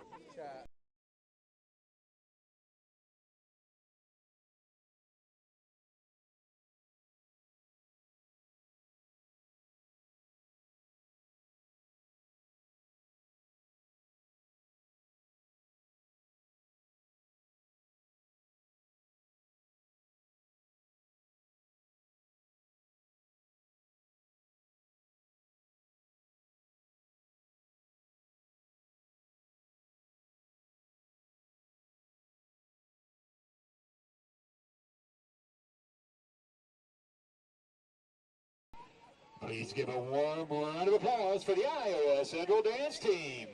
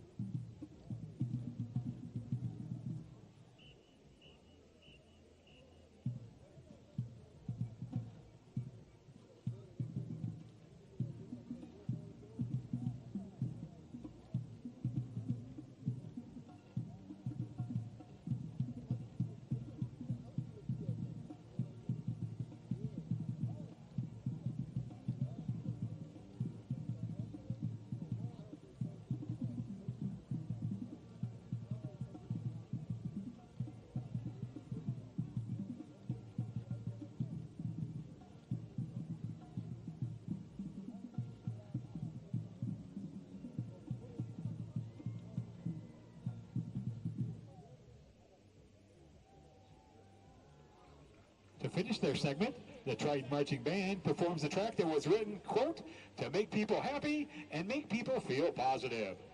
Also featured in countless television advertisements, episodes, and on the big screen, this is Best Day of My Life.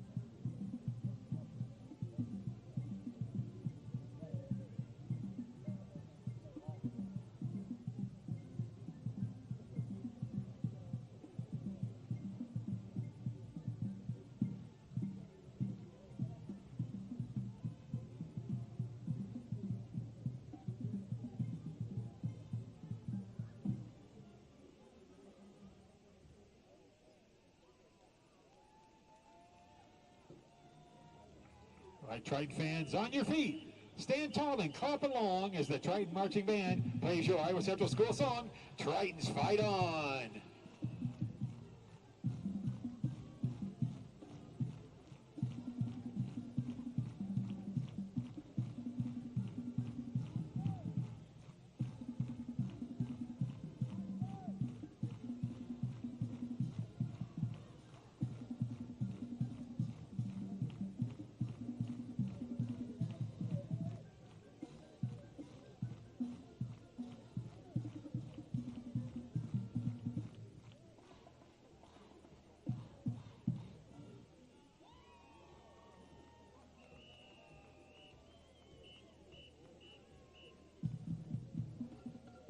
Performing at Triton home football games, as well as numerous exhibitions for schools and events each fall, the Triton Marching Band is open to all instrumental students, regardless of major. Visit ictritons.com for more information on the Triton Marching Band. Jeremy Smith is Director of Athletic Bands at Iowa Central. Iowa Central Percussion is sponsored by Vic Firth. This is Steve Brown, voice of the Triton Marching Band. Until our next performance, keep a song in your heart.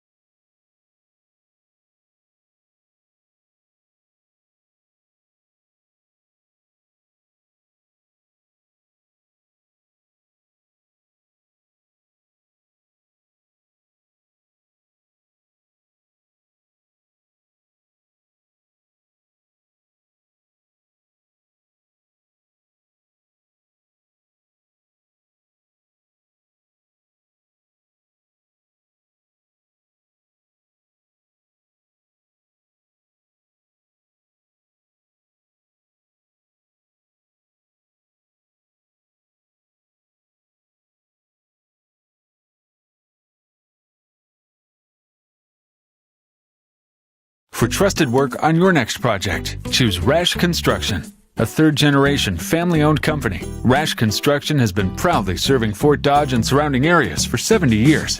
We specialize in excavation and grading, site utilities, site planning and development, and GPS grade control. From private and public projects to larger-scale commercial projects, we have the knowledge, experience, and technology to get the job done right. Rash Construction. Safety first, last, and always. CNOS is proud to be your orthopedic and sports medicine providers. You can visit our clinic knowing you will receive the best orthopedic care in the area. Located at Unity Point, we offer quality care to address any bone or joint problems. We are committed to providing the best possible care to the communities we serve. CNOS, proud sponsors of the Iowa Central Tritons. Go Tritons!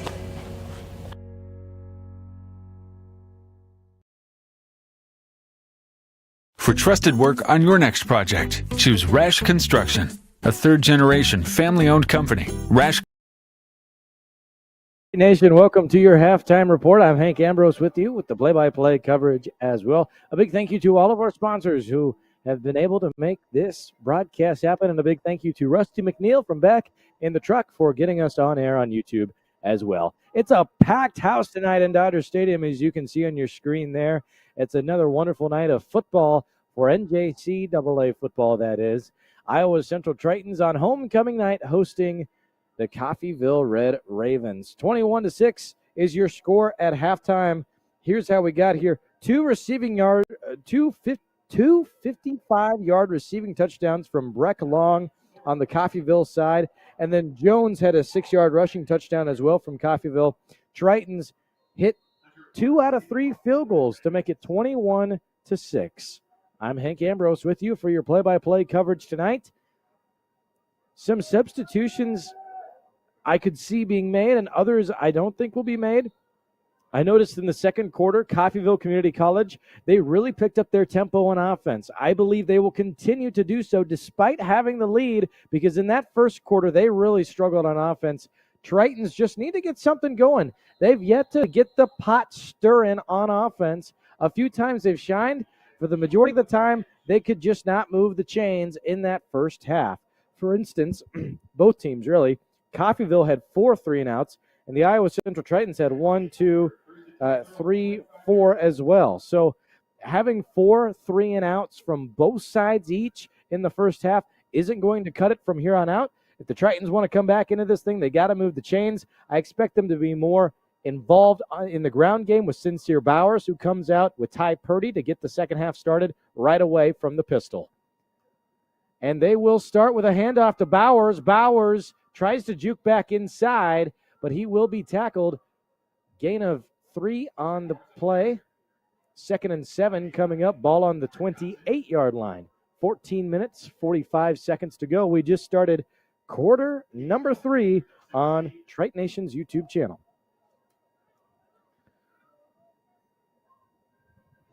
Well, here we go. From the gun now, trips right, lone receiver left. A 3-5 stack on defense. They have 3 safeties in this formation. Ty Purdy calling some audibles over on the right side of the football field. The trips receivers now crowd the line. They move up, and they will now move to a mesh concept, and they will hit the number 12, Jaquez Hall, who is heavily involved with about 5 minutes to go in the second quarter, late in the second quarter. He gets the first reception of the second half in this one, and it's enough for a Triton first down. Well, there you go. That's objective number 1. Now continue to move the chains and get in that end zone, 21-6. They hand off back to Bowers, taking the ground with a gain of 5 at least. They may give them 6 here, and they do. 2nd down and 4 coming up. Tritons in the Triton blue, Red Ravens in the white tops and red bottoms. It's 2nd down and 4 from the 45-yard line. Tritons from the gun. Trips left. Lone receiver right. Tritons are picking up the tempo here. They're starting to get in their own groove. Back to pass. Ty Purdy scrambles to his right. He has pressure. Looking downfield. He'll just throw this away as it goes out of bounds. That's the smart play to go out of bounds if you can't make anything with it. There was no receivers making their way to the right side of the field.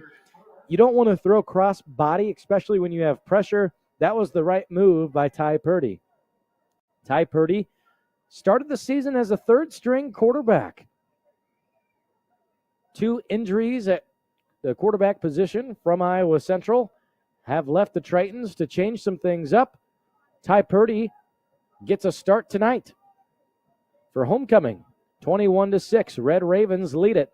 Red Ravens look confused on defense. Here's a man in motion.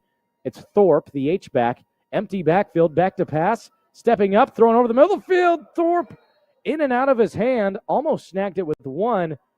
But that split second that he popped it up in the air to try to make the catch almost led to it being intercepted, actually. In coverage that time was Marquise Lane Owens, listed as a linebacker, almost made a play as a nickelback on the field. 21-6, 13-16 on the clock. Tritons will show punt.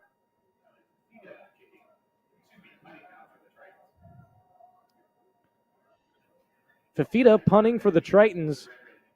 Back deep to return for the Red Ravens, Ty Durham. He's got wheels. We saw him make a large 50-yard grab with a streak route from earlier. I would have thought it would have been a touchdown if he didn't trip over himself. Probably would have been. That was back in the second quarter. He won't return this one. Instead, he'll let it take a Raven bounce and go to the 36-yard line on the Ravens side. Red Ravens' first offensive possession of the second half will begin like this. From the 36-yard line, 1st and 10, 13 minutes, 7 seconds are on the clock. Red Ravens, they struggled in that first quarter, no doubt about it. Second quarter, they struggled too, but the difference was they were able to get 3 big plays, all of them resulting in touchdowns or leading into touchdowns at the very least. 2 of them came from Breck Long, which were both 55-yard receiving touchdowns. Other than that, there's not been a lot of offensive production from the Red Ravens.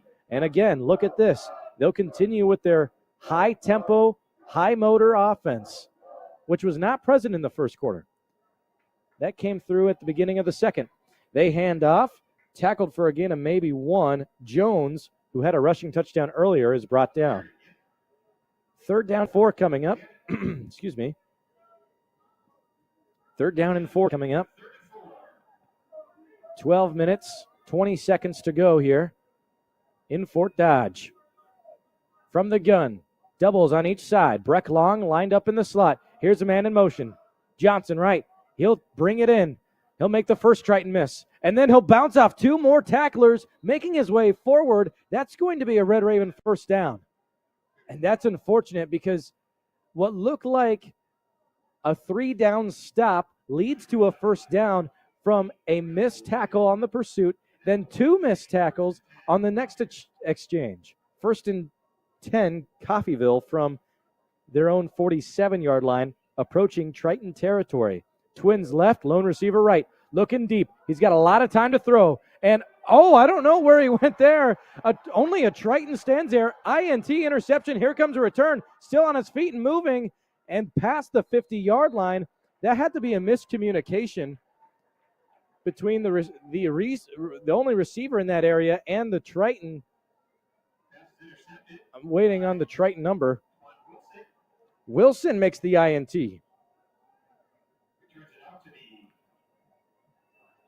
Now that's a great way to sway the momentum. Tritons needed something. That was a big break. Iowa Central will start right at their own 50-yard line. It was a return of about 18 yards. So interesting enough, we saw something similar happen from Coffeyville. Coffeyville threw that same route earlier where the receiver ran like a 12-yard hitch. He went deep on a streak and could not do anything with it. This time it was an INT. Here's a big play from Iowa Central going out into the flats. Grab is made by the number 14, Achille Maddox, who runs the sideline and has enough for a 10, 15-yard gain. And look at this, a brand new quarterback in for the Iowa Central Tritons. That's the 4th of the season. This is Dallas Saucer. Saucer has played on this field before in high school. Dallas comes from Ames High. He's a Little Cyclone, former Little Cyclone, coming in at towards the beginning of the third quarter now. From the gun, back to pass. Dallas, a lefty, goes right. Bowers cuts up the middle of the field, still on his feet and running. A switch at quarterback gets a new tempo moving for Iowa Central. And another 15-yard gain. Bowers, 1st and 10, Tritons to the 15-yard line. That's a move. That'll be a Triton first down. And Dallas has a fantastic arm, great accuracy. He actually holds the single game record for most throwing yards in a single game in Iowa high school football history.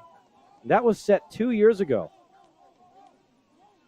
when he was a senior again for Ames High. Trips left, lone receiver right. Dallas Saucer's brother also played football at Iowa Central for a season. He played on the offensive line. On the carry, Bowers, he'll have a loss of 3 on the play. 2nd down and 13 from the 20-yard line. Under 10 minutes to go. It's 21-6. Red Ravens holding on to their lead. Tritons are threatening. Loss of 3 on the play brings us 2nd and 13. Waiting for the call from the sideline. No huddle here. They're reading it from Montalto's sideline. From the gun, trips left, lone receiver right. 3 deep safeties here. From the gun, Dallas gets a snap. Back to pass, looking right, rolling to his right. He's a lefty. He's going to have to take off. Here he comes. Now there's a flag in the backfield. This may be a holding. That's the initial reaction anyway. It's usually what comes out of plays like this. It is a holding. Number 62. And your penalty. 2nd down. That hold is called against Myshawn Turner.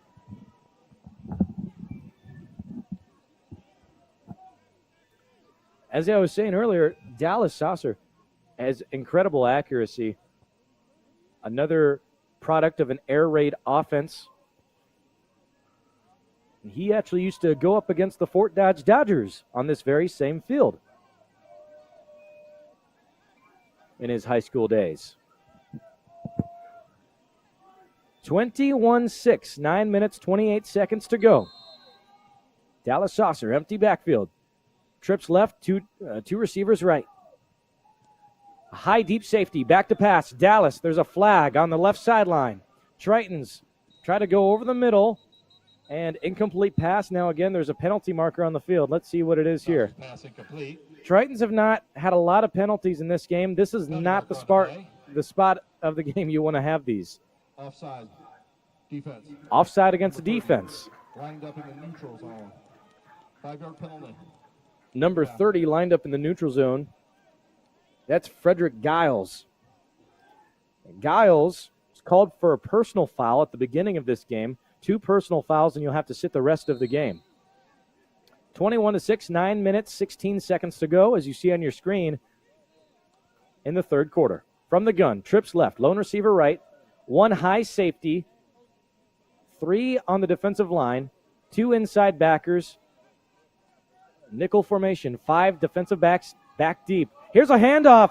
Nice read, moving outside. Going to have a pickup of 17, maybe 18 yards. If he has the 18 yards, then it'll be a 1st down. There's another penalty. There's 2, matter of fact. There's 1 near the safety and 1 near the line of scrimmage. This might offset. Well, waiting on the call. With 9 minutes to go in the 3rd quarter, they're continuing to talk about it here. It's homecoming night for Iowa Central. We appreciate all your support listening in from all across the country, and as well all the support you've given our football team in person at Dodger Stadium. Personal foul. Necessary roughness. Defense. Number 22. Personal foul. 1st down. Okay. It's 1 penalty, and it's personal foul against the number 22 on defense. That's De'Eric Jackson.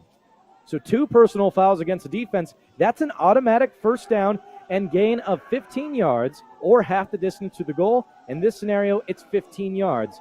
1st and goal from the 3-yard line. Tritons were in the same position they were in the 2nd quarter. Backed on the 3-yard line. They were unable to score. They settled for a field goal. You need a touchdown here. Snap is low. Hand up to Bowers. Working outside towards the pylon. He'll have a gain of 1, maybe 2. It's going to be 2nd and goal inside the 3-yard line. 8:45 to go. The Triton stands have came alive. Jade Shepard, Frederick Giles. Cheering for the Big Blue. Needing a touchdown here.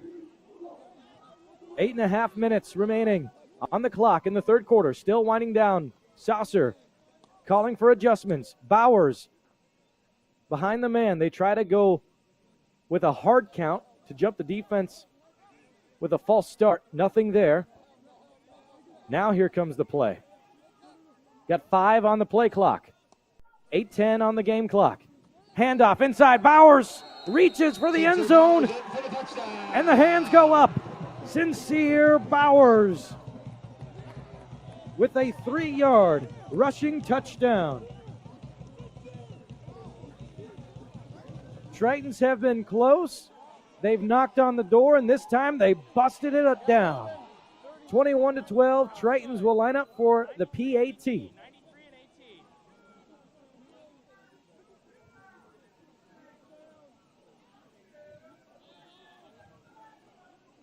(21-12) PAT coming up. Hold is good, kick is up, and it is good. 21-13, Tritons strike first in the second half. They will kick off coming up in 1 minute right here on Triton Nation. For trusted work on your next project, choose Rash Construction, a third-generation family-owned company. Rash Construction has been proudly serving Fort Dodge and surrounding areas for 70 years. We specialize in excavation and grading, site utilities, site planning and development, and GPS grade control. From private and public projects to larger-scale commercial projects, we have the knowledge, experience, and technology to get the job done right. Rash Construction. Safety first, last, and always. CNOS is proud to be your orthopedic and sports medicine providers. You can visit our clinic knowing you will receive the best orthopedic care in the area. Located at Unity Point, we offer quality care to address any bone or joint problems. We are committed to providing the best possible care to the communities we serve. CNOS, proud sponsors of the Iowa Central Tritons. Go Tritons! Triton Nation back to the action here in Fort Dodge. It's homecoming night for the Big Blue, and they just got their first touchdown on the night. Just saw a kickoff. Here comes a return. He's got wheels on his feet moving past the 35-40, coming to the 45-yard line. Hayward makes his way just past the 45, starting on the 10-yard line. Good for a 35-plus yard return. Hayward and Durham, both return men, both receivers for Coffeyville. Each of them have mighty speed showcased there. 21-13 is the score. Tritons down by 8, 7 minutes, 54 seconds to go. This Coffeyville offense has had 2 turnovers go against them. A fumble recovery and an interception thrown from the previous drive, picked off by Wilson of Iowa Central. That's Twan Wilson, by the way. From the gun, twins on each side. And they go to the ground this time around and brought down with authority. The number 9, Jones on the carry. That is Corbin getting the tackle. And that was a nice gainage of 8 yards. That was a play that could have been a gain of 20, 25 yards. That's a big tackle for Corbin. 2nd and 2. Near the 45, they go into the flats. Catch is made. First man miss, then forced out of bounds. Getting the grab this time is Anthony Wenson, his first reception of the night. Wenson of Liberty, Missouri. Forced out of bounds by Ryan Russo. And Ryan Russo was there to force him out of bounds. 21-13, 7:10 on the clock. 1st and 10, Coffeyville to Triton, 36. Coffeyville moves to the Iowa Central 36-yard line. 1st and 10, under 7 minutes to go. Clock is running. Stack doubles on the left side. Here's a man in motion. It's Wenson, who just had the reception. He'll get another touch, and he'll be brought back for a tackle for loss. Tritons making a big play there with the 20-piece. That's Aiden Burrell Warfield. Thrown down by Nolan Dalton. That's a big play. That should bring it back. A loss of a... They're not giving him a loss at all? No gain on the play. Brings up 2nd and 10. No gain on the play. In my mind, that was a loss of 1 or 2. We'll go with the official ruling. 2nd and 10 from the 30 6-yard line. 6:20 on the clock. From the gun. Oh, made a man miss again. Back to the middle of the field. Inside zone has worked so well in the second and third quarter against this Triton defense. Looking for the hole. That time he got it to go his way. That's Travis Jones, who had the rushing touchdown in the first half. Good for 6 yards. 21-13, 1st and 10, Coffeyville inside the 20. They reach the Triton red zone. Again, back to the inside zone. Off tackle run by Jones. And he'll be tackled that time by the double one, Brought down by A.J. Russell. 21-13, 5.5 to go. Needed 2 on the play. 2nd and 8, Coffeyville. 2nd and 8 from the 16-yard line on the Triton side. Here's Coffeyville. Twins left. Lone receiver spread out wide. Back to pass, looking short. To the end zone now. Pump fake. Is a catch made? Hang on. And incomplete. Incomplete. Called from the side judge. It looked close, though. This will be a 3rd and 8 from the 16. Well, the score is 21-13. In need of another big stop here from the Triton defense. 3rd and 8. Now, the Red Raven place kicker was the special team player of the week last week, Rowan McCarth. He hit a 57-yard field goal. That's the longest field goal for NJCAA kickers this season. So we know he has the ability to get the field goal if that's what they decide for. But we have a 3rd down coming up in just a little bit. 21-13. Coffeyville takes a timeout. Let's take it with them. We'll be back in 1 minute on Triton Nation. For trusted work on your next project, choose Rash Construction, a 3rd-generation family-owned company. Rash Construction has been proudly serving Fort Dodge and surrounding areas for 70 years. We specialize in excavation and grading, site utilities, site planning and development, and GPS grade control. From private and public projects to larger-scale commercial projects, we have the knowledge, experience, and technology to get the job done right. Rash Construction. Safety first, last, and always. CNOS is proud to be your orthopedic and sports medicine providers. You can visit our clinic knowing you will receive the best orthopedic care in the area. Located at Unity Point, we offer quality care to address any bone or joint problems. We are committed to providing the best possible care to the communities we serve. CNOS, proud sponsors of the Iowa Central Tritons. Go Tritons!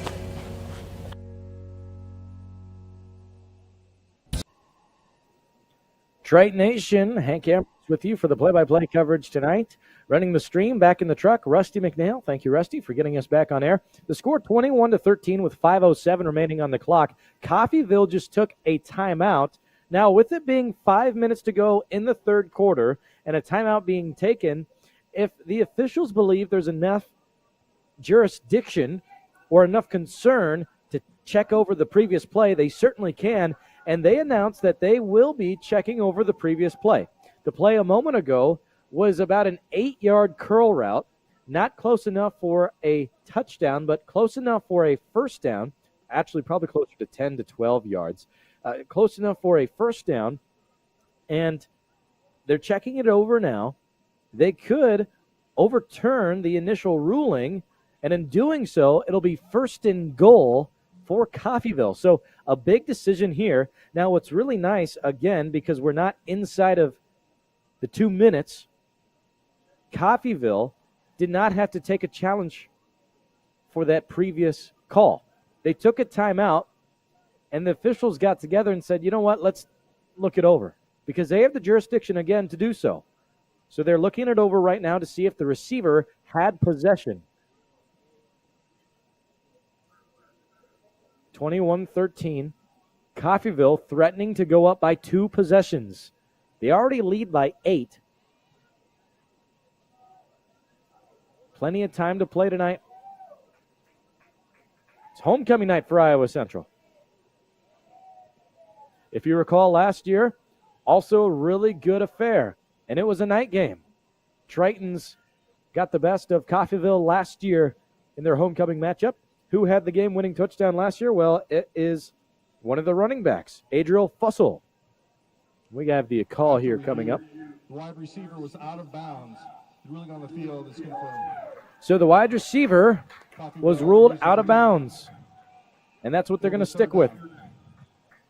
All right, big play here. 3rd down and 8.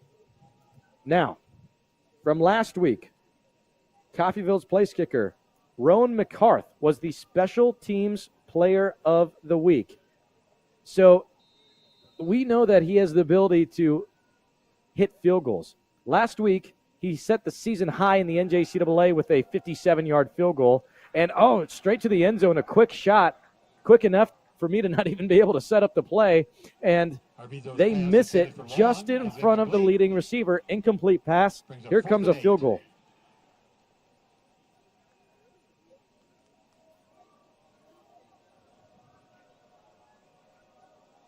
Field goal about to be set up here. Athletic Director Coach Twait going to join us in this broadcast here. It's 21-13 with 5 minutes to go. Big field goal here, Coach. Yeah, the defense did a great job stopping him down there for sure. He nailed it. Yes, he did. Yep. We about blocked the thing right through the middle. Had a great charge in there. We've been close a few times with the punts as well. We certainly have. That was a big touchdown. What a great job Dallas Salzer, coming off the bench, did guide us down for that touchdown. And that's Sincere Bauer's pretty special back, isn't he? Yes, he is. And, I was just talking about Dallas heading into the game tonight. He's the 4th-string quarterback. Was the 4th-string quarterback heading into the season for Iowa Central.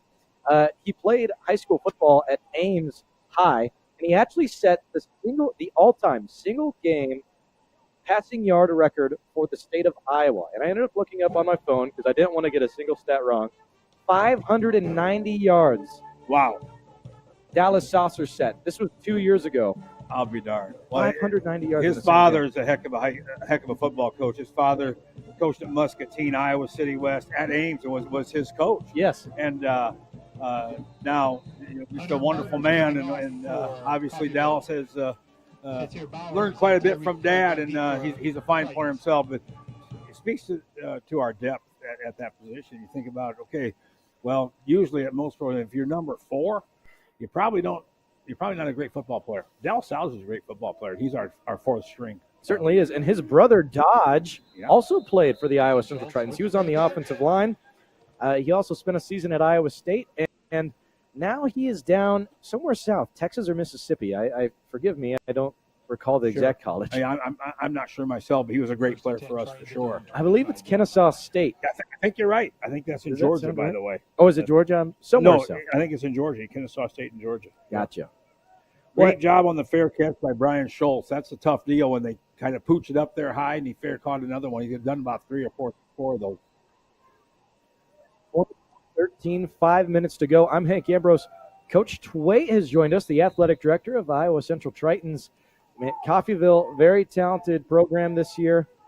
And, I was talking with the defensive backs coach, Coach Young, pregame, because Coach Young actually was taught under the same coaching tree at Garden City with Coach Chichiro, the defensive coordinator of the Red Ravens.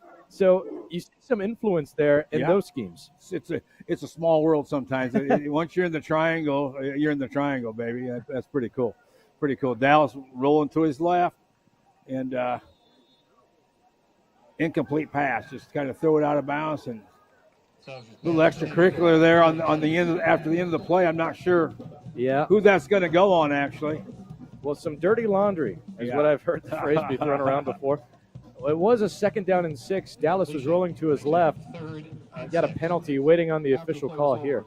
Personal foul. Unnecessary roughness. Offense. Personal foul against the offense. 15-yard penalty. Number 71. 2nd down. Well, we got to watch out for those personal fouls. You get 2, you're going to have to sit the rest of this one.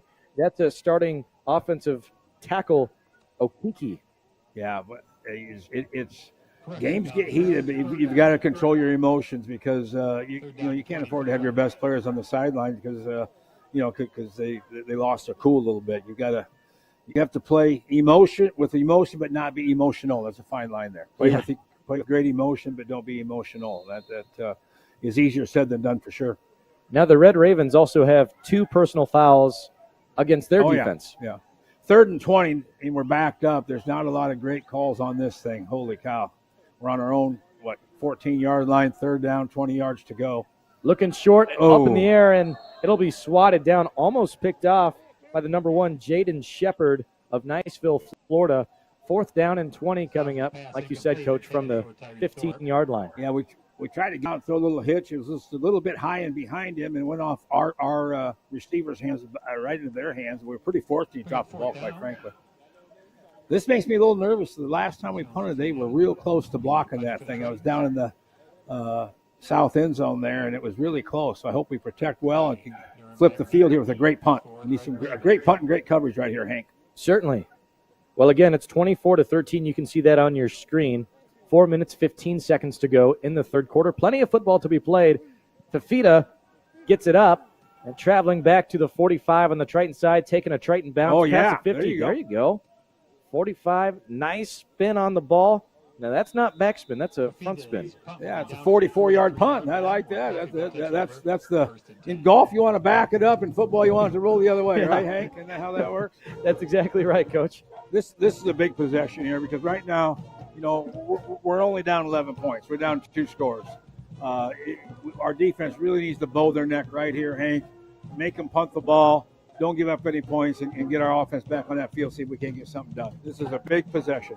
Couldn't agree with you more. This Triton defense has forced a lot of turnovers. They forced 2 today's, 1 an interception, another one a forced fumble. I'd take that. No question. No question. That would be awesome as well. 24-13, another zone read. We've seen that a lot tonight from Coffeyville. Yeah. Good job in there up front. Our guys just didn't get knocked off the ball. We kind of held our own. Got 3 yards, 2nd and 7. Good job in there by our interior defensive line. 2nd and 7. I believe that was Conte getting the tackle. 24-13, 3 minutes, 40 seconds to go. Clock winding down, 2nd down and 7 from the Coffeyville 46-yard line. It's homecoming night for the Iowa Central Tritons. We've got a great crowd. Super crowd. Very nice crowd. Looking to keep the tempo high. Oh, what a play. I tell you what, I'm awful glad he made that, stuck out that long arm. We've been in trouble. Who's number 11 there? That's A.J. Russell. That's a big play. Because if he turns that corner, he's going to get at least 15, 20 more yards on that carry. And he saved the 1st down. So 3rd down and short. This looks like 3rd down and 4 from the 49-yard line. This is a big play. 3rd and 4. Defensive coordinator, Coach Conley. Let's see what he draws up here. Tritons with all 3 timeouts. Red Ravens with 2. Under 3 minutes to go. Real big play here. In the third quarter from the gun. Doubles each side. Coming in. Jet sweep. They fake it. Rolling left. He's a righty. Still gets it off. Oh, nice. Tackle made. Ball on the ground. Gets up. Do they call it incomplete? Yep. Wow. Very good hit. Good job. Dislodged the football. Defensive end did a wonderful job not going for the fake. Kept his eye on the quarterback, forced him to throw it early. Tremendous stick on that play. That was a big possession. Ishmael Conte with the pass breakup that time. He also made the shoestring tackle. Yeah, that's 2 big plays in a row. Called his number, and he stepped up big time. As Coach said, 4th and 4 from the 49. 2:40 to go. Red Ravens lead by 11. Looking like Triton's maybe getting the ball back here. Line up to punt it. It's up again. They almost block it. Coming up. Signal for fair catch. Thorpe makes the grab inside their own 10-yard line.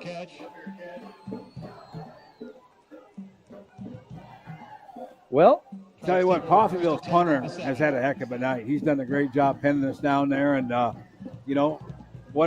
not a better time than right now, though, Hank, to get a 97-yard drive. I think we have the ball on our 7-yard line, 93. Let's go 93 yards for a touchdown, huh?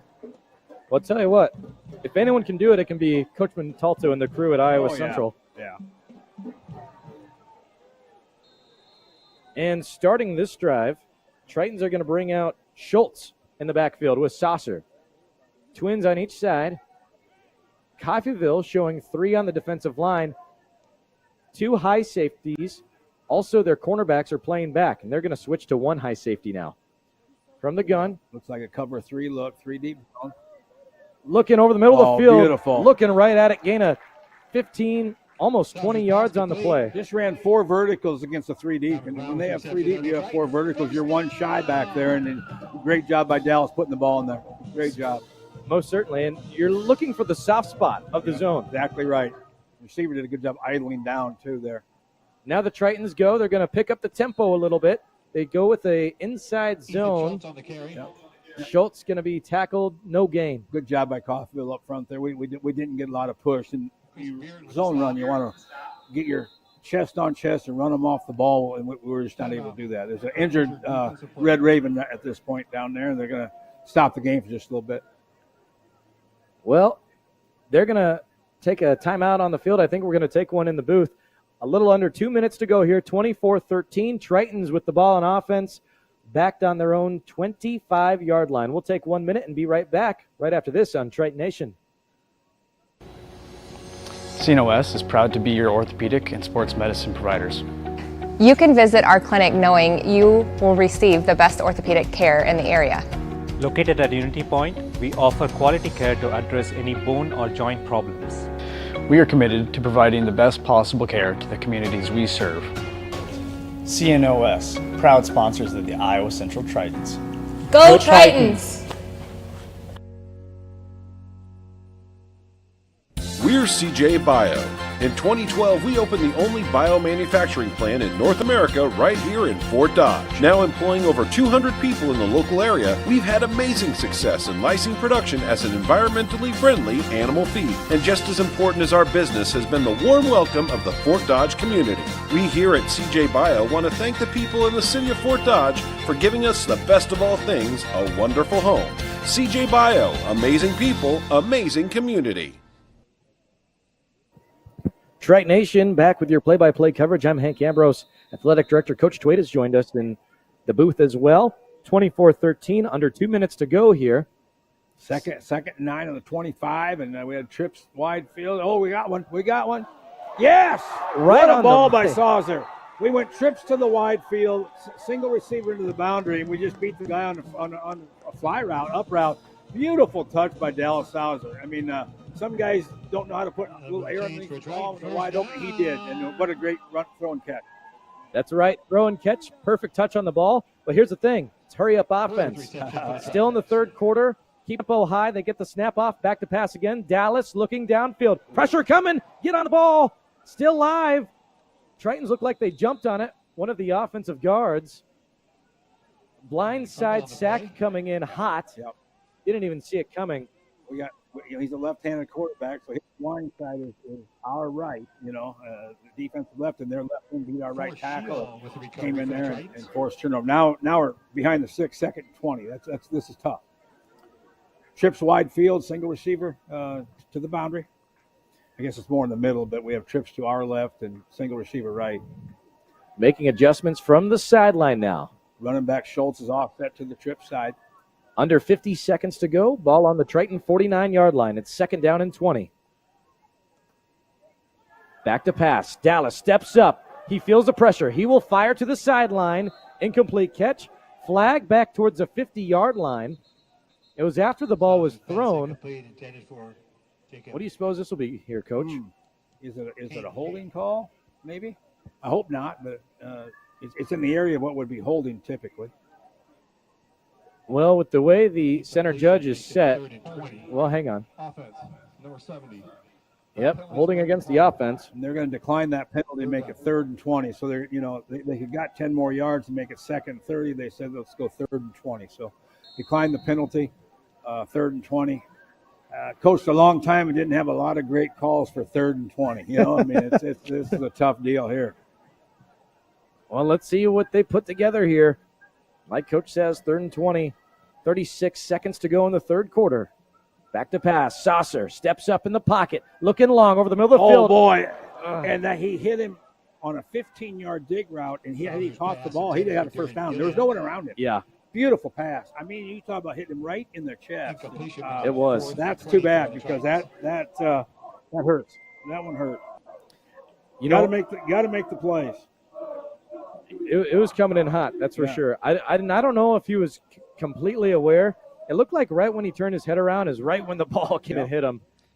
Unfortunate there. That's the catch that Darian Gilliam will make, 99 out of 100. And you just need to make that one, though. That was a beautiful throw. And that 15-yard dig route, he'd have got the first down. Now we're punting from, the 49-yard line. Well, here it is. Punt going back to the 25. Still rolling past the 15 to the 10. This is going to be nice. Great punt. Roll down in there about 10-yard line. Nice punt. Fafita put it where not a lot of other punters could. Inside the 10-yard line, Coffeyville takes over 1st and 10. And we are 20 seconds to go until we get to the fourth quarter. How do you approach this if you're Coffeyville, Coach? Well, they've been running the ball fairly well. Of course, I'm old school. I like the clock to run. And I noticed about 40 years ago, an incomplete pass, the clock stops. I'd be running that ball if I was them right now. I mean, just try and shorten this game and see if they can get out of here. Tell you what, though, I wouldn't count our Tritons out at all. I think we get a turnover here, get a touchdown, get things going. Well, they go with a quick read. Yep. Little zig route, it looked like. He was tackled right away. Pass didn't fully develop. Gain of 4 yards, 2nd and 6 coming up. Yep, little 4-yard hitch route there. And they're up to the 14-yard line. It's going to be the end of the quarter, and it's 24-13. And I remember playing him last year here for homecoming, a night game, and we were down like 12 points with about 6 minutes left. Found a way to win this thing. So don't count out the Navy and white. Don't count us out. That's exactly right. And the guy who had the game-winning touchdown, still with the Iowa Central Tritons, Adriel Fussell. That's right. That's exactly right. You got a good memory there, Hank. Holy cow. Well, I had a little bit of help from Coach P, to tell you the truth. That's great. Former running back coach ended up sending the message out on Twitter. Anyway, hey, 24-13. We're going to go ahead and take a minute break. We'll be right back to start up the fourth quarter right after this on Triton Nation.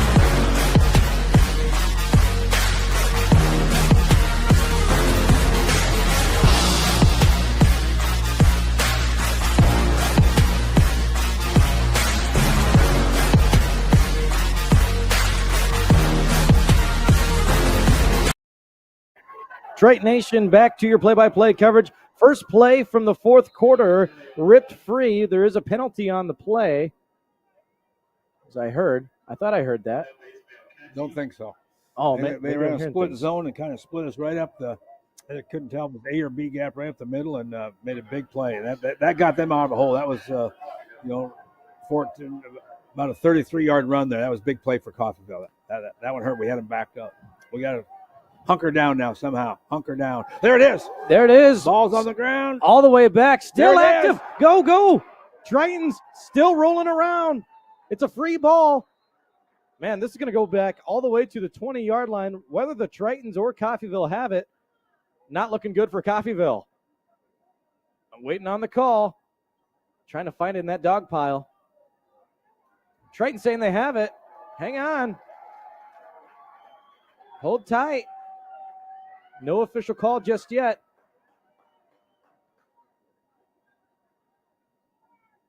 How deep is this dog pile? And they say Coffeyville has it. Coffeyville ball. No, now they say Tritons have it. They pointed for Coffeyville at first. Now they point to the Tritons. Our ball. There it is. We got it. We know for was sure big. now. Triton That was football. big. Well, wow. That's huge. I mean, they had the ball in our 44. I don't know if it was a bad snap or if he just wasn't ready for it. It looked like the whole play was messed up. The center snapped it when no one else was ready. Make a long story short, it was a 23-yard loss, and we've got the ball 1st and 10 on the 21-yard line. Well, what a huge play, Hank, that is. It was, especially after giving up that 35-yard rushing attempt to begin the quarter. Yeah. Tritons, they get a second crack at this thing. Boy. First and 10 on the 21-yard line, starting in Coffeyville's red zone. Got to go to score. Tritons have been in the red zone before without a score, without a touchdown. They need one here. We need one. Yeah, we need one. It still is a 2-score game. 8 and 3 is 11, but boy, touchdown here is big. Dallas back to pass. Oh, no. Intercepted over the middle of the field, trying to track him down. The return man is still going. It's the number 2 of Coffeyville. Down the Triton sideline to the 50, the 40, all the way to the 30. Yep. Bryce Anderson, tight end, is the one who tracked him all the way back down. The INT from Siler Christmas. That was, darn it, that was a tough one there. We slant pass and just stepped in front of it and took it back the other direction. That mentally, that's a tough thing because, we got all the momentum in the world. We're thinking, let's go in and get this thing down to 3, and then this happens. Now, just see what our defense is made of here. This is tough. Just put them in a bad spot, but we'll see what we're made of here. Well, that's right. What a way to start the fourth quarter. Started with about a 40-yard rush. Next thing you know, snap on the ground. Yep. The snap went all the way back 30 yards, bobbling all over the place. Tritons recovered their first play from the drive, an INT. Yep. Yeah. 14 minutes on the clock. We're only a minute into this fourth quarter. Plenty of time left. A lot of roller coaster happens in a football game. It's a 3.5-hour deal a lot of times, a 3-hour deal, and ups and downs, peaks and valleys. If you just kind of hold steady, hold tight, but that turnover hurt. But hey, let's shake one out. Let's get it back. Let's go. Well, 24-13, as you see on your screen there. 14:04 is the official time on the clock. Coffeyville takes over first and 10 from the Triton 29-yard line. They go back to the gun. Doubles on the right side, also tight end in as a blocking back. Handoff, counter, back to the right side of the field, still on his feet and going. He'll have a 10-yard rush, maybe a little more. Well, we had an unblocked defender come through there and just whiffed, just missed. The running back made a great jump cut and avoided contact and got a big run on us. That's a gain of about 11. Make that 13 on the play to the 16. First and 10, 13:30 to go in the fourth quarter. Clock winding down. Tritons with at least one deep safety in zone coverage. The rest of it looks like man through the middle of the field, tackled at the line of scrimmage. Yeah, good push there. We really knocked the line of scrimmage backwards that time. They tried to run inside zone, and actually we knocked the old lineman back so far he tackled the back, actually. Yeah, great job up front by the blue shirts. 24-13. Even if we can hold to a field goal here, because, let's face it, they're down here. They got a good kicker. Even if we then we're still a 2-possession game. So yeah, this is huge for us right now. If we can just hold them to a field goal, they got basically a tight end. He's a tight slot back, but he's an H-back type guy to the right with the receiver and 2 receivers wide left. One back set. 24-13, play action pass over the middle of the field. Open touchdown. Yep. They play fake, and we bit, and no one guarded the H-back.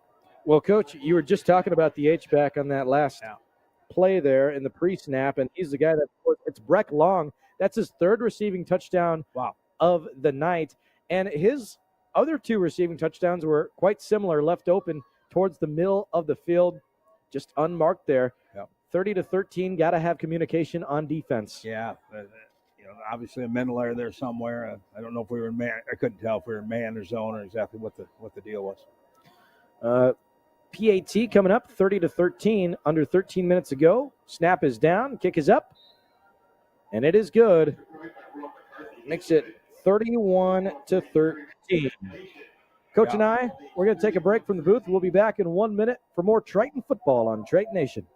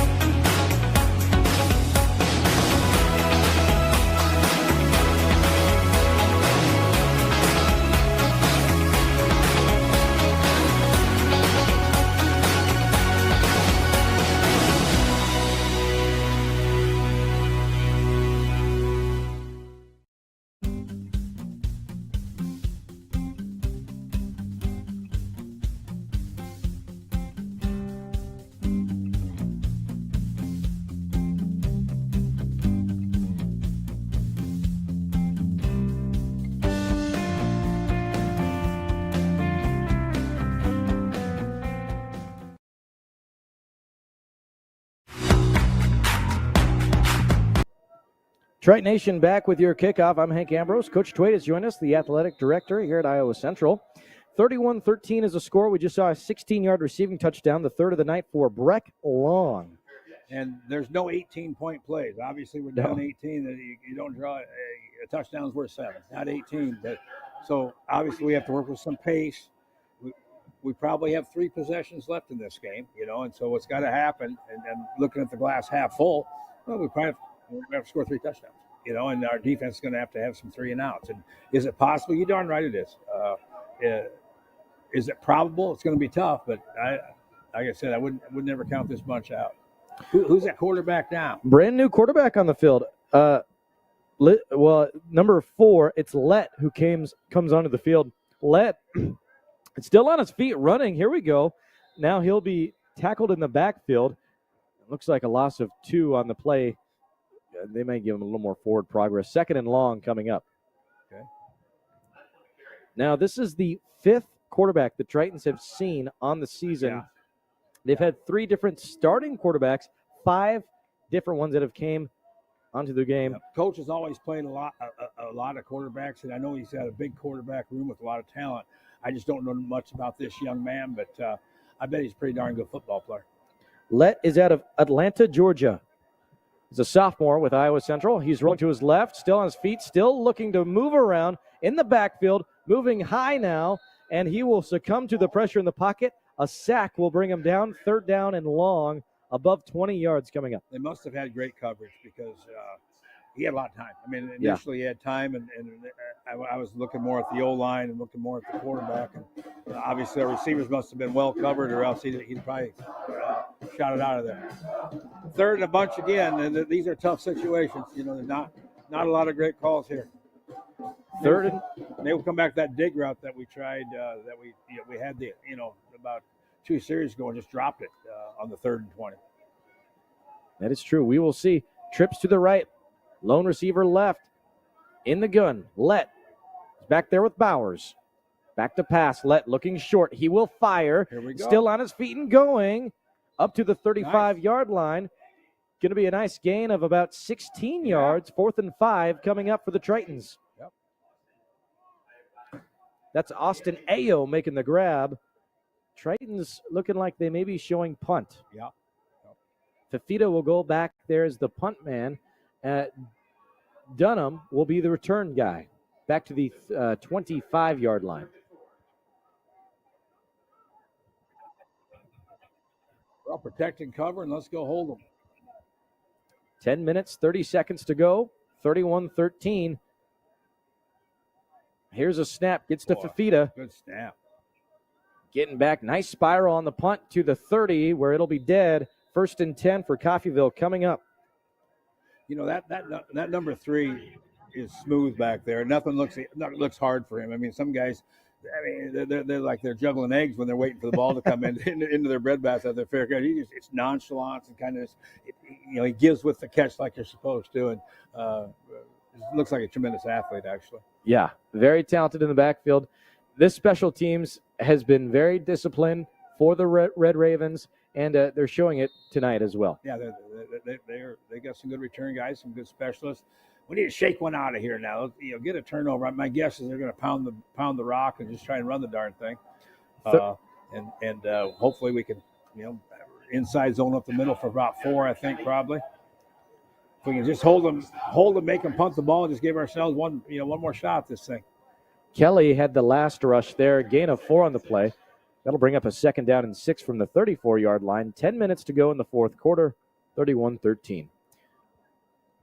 From the gun, 2 receivers left, 1 right. Also an H-back in the set, looking to block for his man. It's Kelly on the carry again. Nice job, 2-yard gain. A little inside zone to the left there, and the defense held strong, and now big play, 3rd and 4. Well, you need it here. We've seen a lot of 3 and outs tonight for both sides. Both the Tritons and the Red Ravens had 4 apiece in the first half. Yeah, just starting the game was like a bunch of 3 and outs, wasn't it? I mean, holy cow. It was 0-0 after the first quarter. Red Ravens scored on the second play of the second quarter. Big play right here. 3rd and 4. Let's hold them, make him punt the ball. Darn it. Zone up the middle. Yep. Coming in hot towards the 50-yard line. a gain, enough for a first down, and another 10 yards on top of it. Looks like around 15 yards for the carry. Yep, what's hard about that is now, even if we hold them here, is 2 or 3 more minutes off the clock. Yeah. Down 18, it's just tough go. Well, Hank, I'm gonna head down there and get ready for my end of the game stuff. But I look forward to joining you when we host Ellsworth at noon next Saturday. Okay. Sounds good to me, Coach. Thanks for everything. You got it. Yes, a big ICAC rivalry matchup coming up next week. That'll be exciting. Coach DeWitt joined us in the booth, the end of that third quarter and beginning of the fourth. And if you just joined us, Triton homecoming night, 31-13, 8.5 minutes to go. I'm Hank Ambrose. I'll be with you the rest of the way through this one. 8 minutes, 20 seconds on the clock, still winding down here. Coffeyville, they had to make some adjustments after that first quarter. They changed their offensive tempo. They stuck to their strong defensive front, and it's paid off well late in this one. From the gun, twins on each side. Under 8 to go. Triton showing a 3-4 look. It's like cover 4 defense, trying to get to the edge, and they will bring the running back down. Excuse me, it's the number 35, Adams, McKentis Adams. I believe that first touch of the game. He's out of Topeka, Kansas. 3rd down and 8 coming up. 7.5 minutes to go. Tritons keep their starters out on defense. Starters remain on offense for Coffeyville. Clock continues to wind down. Never say never. Triton's not going to go down without a punch. 3rd down and 8. Big play here. Handoff again. They go back to the running back we saw a moment ago. Adams gets his 2nd carry of the game, and a gain of nothing. 4th down and 8 coming up. And Coach Montalto and the Tritons will go ahead and take a timeout. They'll have 2 remaining. We'll go ahead and take it with them. We'll be back in 1 minute on Triton Nation. For trusted work on your next project, choose Rash Construction. A 3rd-generation family-owned company, Rash Construction has been proudly serving Fort Dodge and surrounding areas for 70 years. We specialize in excavation and grading, site utilities, site planning and development, and GPS grade control. From private and public projects to larger-scale commercial projects, we have the knowledge, experience, and technology to get the job done right. Rash Construction. Safety first, last, and always. We're CJ Bio. In 2012, we opened the only biomanufacturing plant in North America right here in Fort Dodge. Now employing over 200 people in the local area, we've had amazing success in lysine production as an environmentally friendly animal feed. And just as important as our business has been the warm welcome of the Fort Dodge community. We here at CJ Bio want to thank the people in the city of Fort Dodge for giving us the best of all things, a wonderful home. CJ Bio, amazing people, amazing community.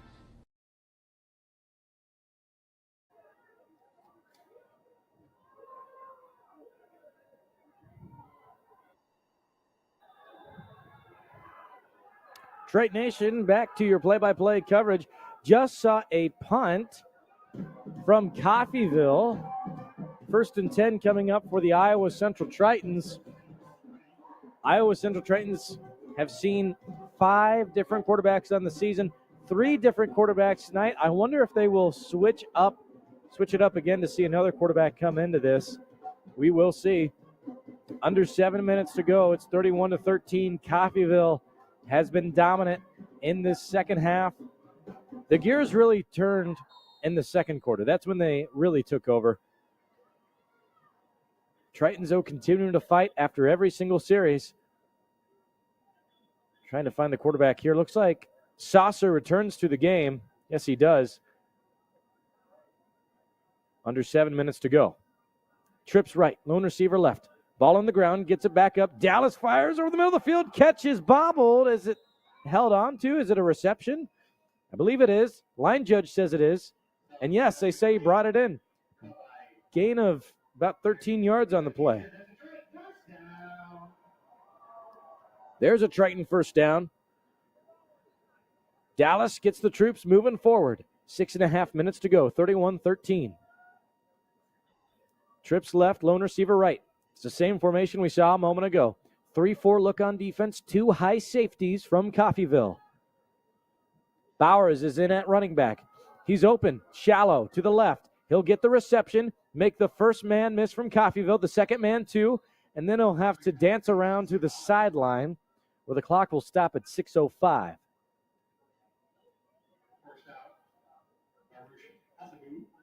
Again, shout out to all who have came out to support Iowa Central tonight on homecoming night. That includes the band, the dance team, and the cheer squad. And, of course, all the friends, family members, and fans in the stands. And Coffeyville has good attendance as well on the away side. Saucer tries to hit a 12-yard streak to the left side of the field, and it's thrown away out of bounds. You know, what I really would have loved to see since Dallas has came back into this game, we were talking about his time at Ames. Well, Dallas Saucer's right-hand man, Jalen Luth, is the wide receiver one of Iowa Central, but unfortunately he was injured last week. I would have loved to see that duo on the field in this situation here. Unfortunately, we can't see that because of the injury. We wish all Tritons to get well soon for the injuries that have occurred over the season. The next play, mesh concept with a quick slant over the middle of the field, dropped. The intended receiver that time was Jaquez Hall. 31-13, Tritons down by 18 with 5:40 to go in the fourth quarter. And they're going to go for it this time, 4th and 9 from the 36-yard line. In the Triton blue goes Iowa Central. Red Ravens in the white tops and red bottoms. Gun and doubles on each side. Dallas back to pass, looking left. He fires right at the hash mark. Good enough for a first down. Just barely kept his feet in bounds. Complete to Gilliam. Gilliam, who had dropped that conversion in the previous drive to the last, makes a big play there to get the conversion to go his way this time. 31-13. 5:25 on the clock. Still winding down. Tritons hurry up offense.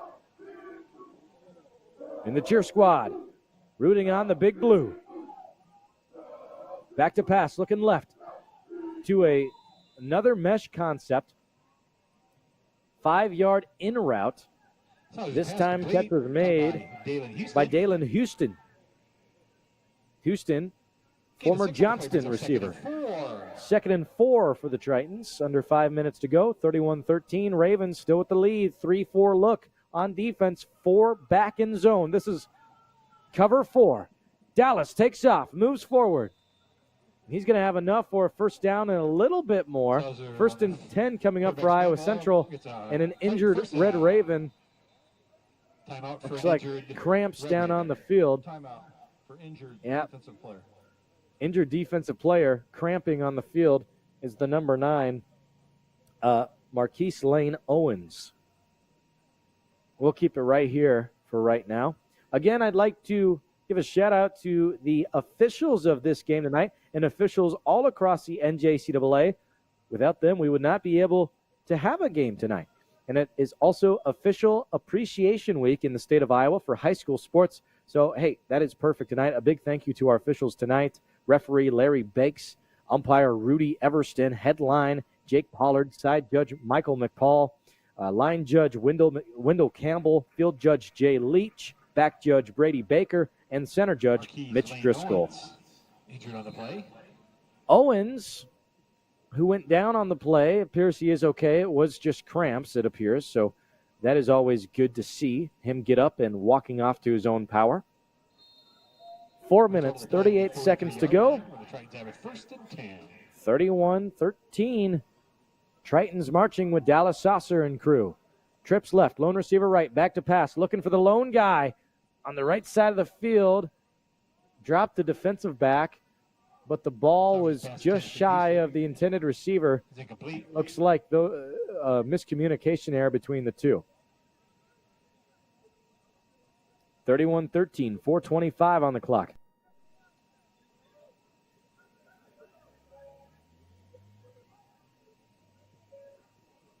Dallas back to pass. Looking over the middle of the field. He fires right through the hands of the intended receiver. The pass was on target. Achille Maddox with the drop that time. Achille Maddox, also of Iowa City, Iowa. Another branch of those receivers who know how to get open in those soft spots of the defense. Unfortunately cannot make the grab. 4 minutes, 21 seconds to go.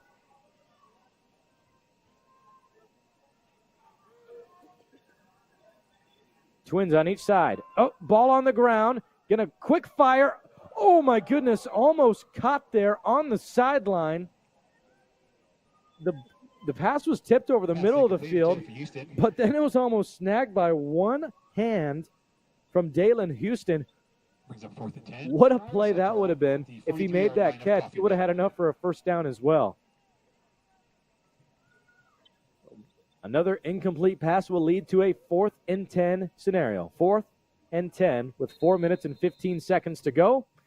And a timeout on the field. And it's taken by Coach Montalto. Let's take it with them. For more Triton football, stay with us on Triton Nation. CNOS is proud to be your orthopedic and sports medicine providers.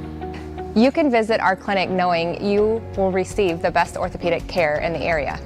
Located at Unity Point, we offer quality care to address any bone or joint problems. We are committed to providing the best possible care to the communities we serve. CNOS, proud sponsors of the Iowa Central Tritons. Go Tritons! We're CJ Bio. In 2012, we opened the only biomanufacturing plant in North America right here in Fort Dodge. Now employing over 200 people in the local area, we've had amazing success in lysine production as an environmentally friendly animal feed. And just as important as our business has been the warm welcome of the Fort Dodge community.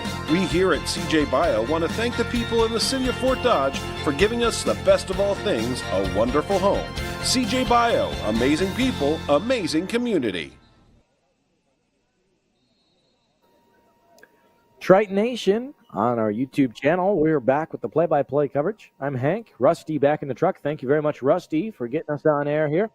31-13. Triton's down by 18. 4th and 10 from the Red Raven 43.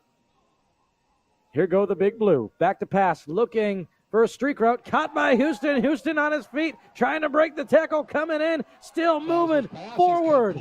Ripping his teeth. Moving his feet and moving all the way inside the 20-yard line. Dalen Houston has been a fantastic spark in this 4th quarter. Say Houston is making his name known to get some more playing time for the rest of the season. And another great pass from Dallas Saucer makes it still 31-13, under 4 minutes to go. Slip screen over to Houston. Houston cannot make the first man miss. He'll be tackled for a gain of nothing. Maybe a loss of 1. No, they'll just keep it. Gain no yards. 3.5 minutes to go. Tritons with 2 timeouts remaining. Red Ravens with 1. Tritons have an opening on the left side. Slot receiver there. Check him out over there. That's Brown. They will a box zone to the right side of the field with Achille Maddox. I wonder if that was not the intended read, that slot receiver spot from Brown. He'll line up over there again. He might be open again. Keep an eye on him. 3rd down and 9, under 3 minutes to go. He is open again. No one is manning up on him. Trip left, lone receiver right, back to pass. They fired to Brown. He was open, I told you. And he goes right into the end zone. 14-yard receiving touchdown from Dom Brown. Well, the play before, I'm sure Dallas picked up on this as well. The play before, they ran the exact same set on defense, left them wide open from a man-on-man look. They run the exact, well, I don't know if they run the exact same play on offense, but a similar route tree, and it leads to Dom Brown being open once again. That time they hit him over the middle of the field. 14-yard receiving touchdown for Mr. Brown. Gustafson's extra point is And the good. PAT is good. 31-20, Tritons put it within 11. Let's take a break. We'll be back with the kickoff right after this on Triton Nation. CNOS is proud to be your orthopedic and sports medicine providers. You can visit our clinic knowing you will receive the best orthopedic care in the area. Located at Unity Point, we offer quality care to address any bone or joint problems. We are committed to providing the best possible care to the communities we serve. CNOS, proud sponsors of the Iowa Central Tritons. Go Tritons! We're CJ Bio. In 2012, we opened the only biomanufacturing plant in North America right here in Fort Dodge. Now employing over 200 people in the local area, we've had amazing success in lysine production as an environmentally friendly animal feed. And just as important as our business has been the warm welcome of the Fort Dodge community. We here at CJ Bio want to thank the people in the city of Fort Dodge for giving us the best of all things, a wonderful home. CJ Bio, amazing people, amazing community.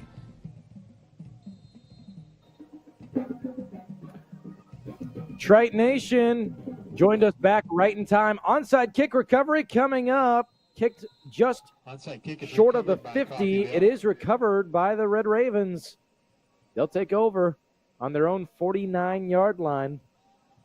31-20.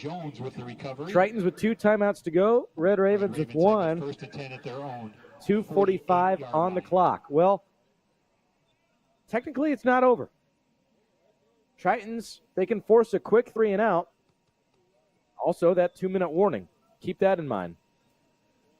You can force a quick 3 and out, get the ball back, and then take another onside kick and recover that one. Then you'll be within 2 minutes, goal to go. 1st and 10, need a stop here. Here are the Red Ravens. Here's a snap, bouncing outside. That third-string running back gets the carry again. He's had the last 3 in a row. That time it's a loss of 1. 2nd and 11 coming up. To Adams. They went to Adams. Brought down by B.J. Elston. Elstead made the tackle. And they took a timeout, but let's just keep it right here. 31-20, I'm sorry. 31-20, Red Ravens lead it by 11. 2 minutes, 38 seconds to go. The band will sound off. So the Tritons, you got to get a stop here. You absolutely have to get a stop here. And you know that's exactly what Coach Conley and Coach Young and the rest of the defensive staff are telling their guys down below. You get a stop, you give your offense an opportunity to score.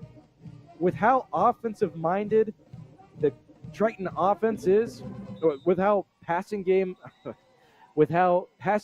orientated the Triton offense is, they'll be sure to have an opportunity to score if they get the ball back. Especially with the way the Tritons have been moving the ball since Dallas Saucer has subbed in. 31-20, 2 minutes, 38 seconds to go.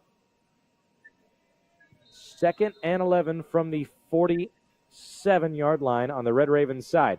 Tritons with a 4-3 look on defense. Here comes that ball carrier. He's got power, still on his feet, moving. Bring him down, gang tackle. They're using the front 4 to push him forward. He's going to have a gain of 8 on this play.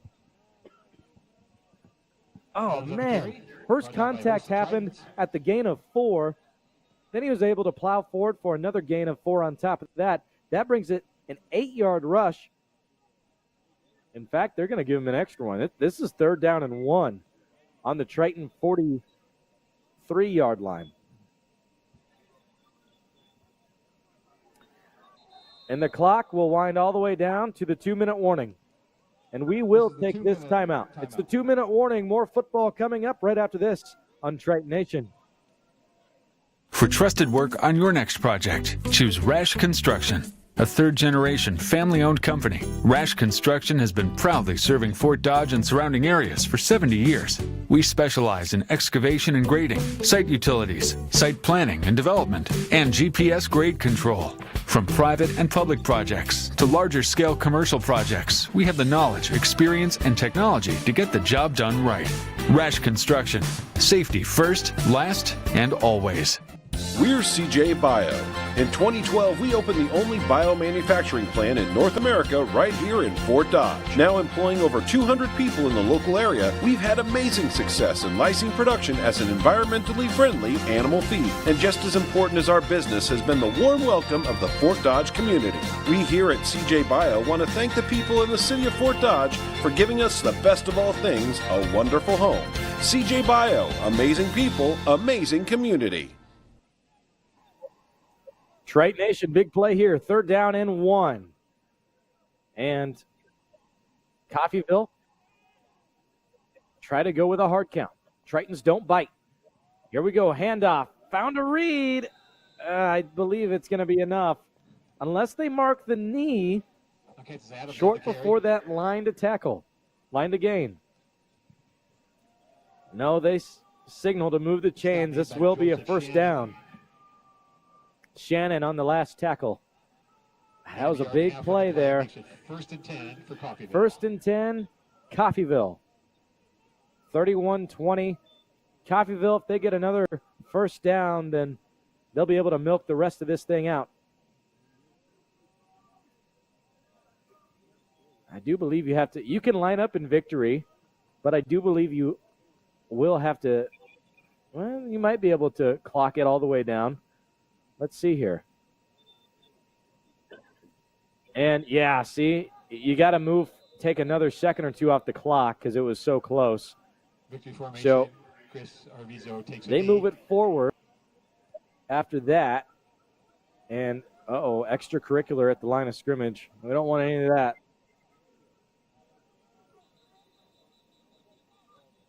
Now, Montalto, I believe he did take another timeout. Confusion on the field. Timeout. Hang on. Waiting on the call. Their 3rd and final timeout of the half. Yep.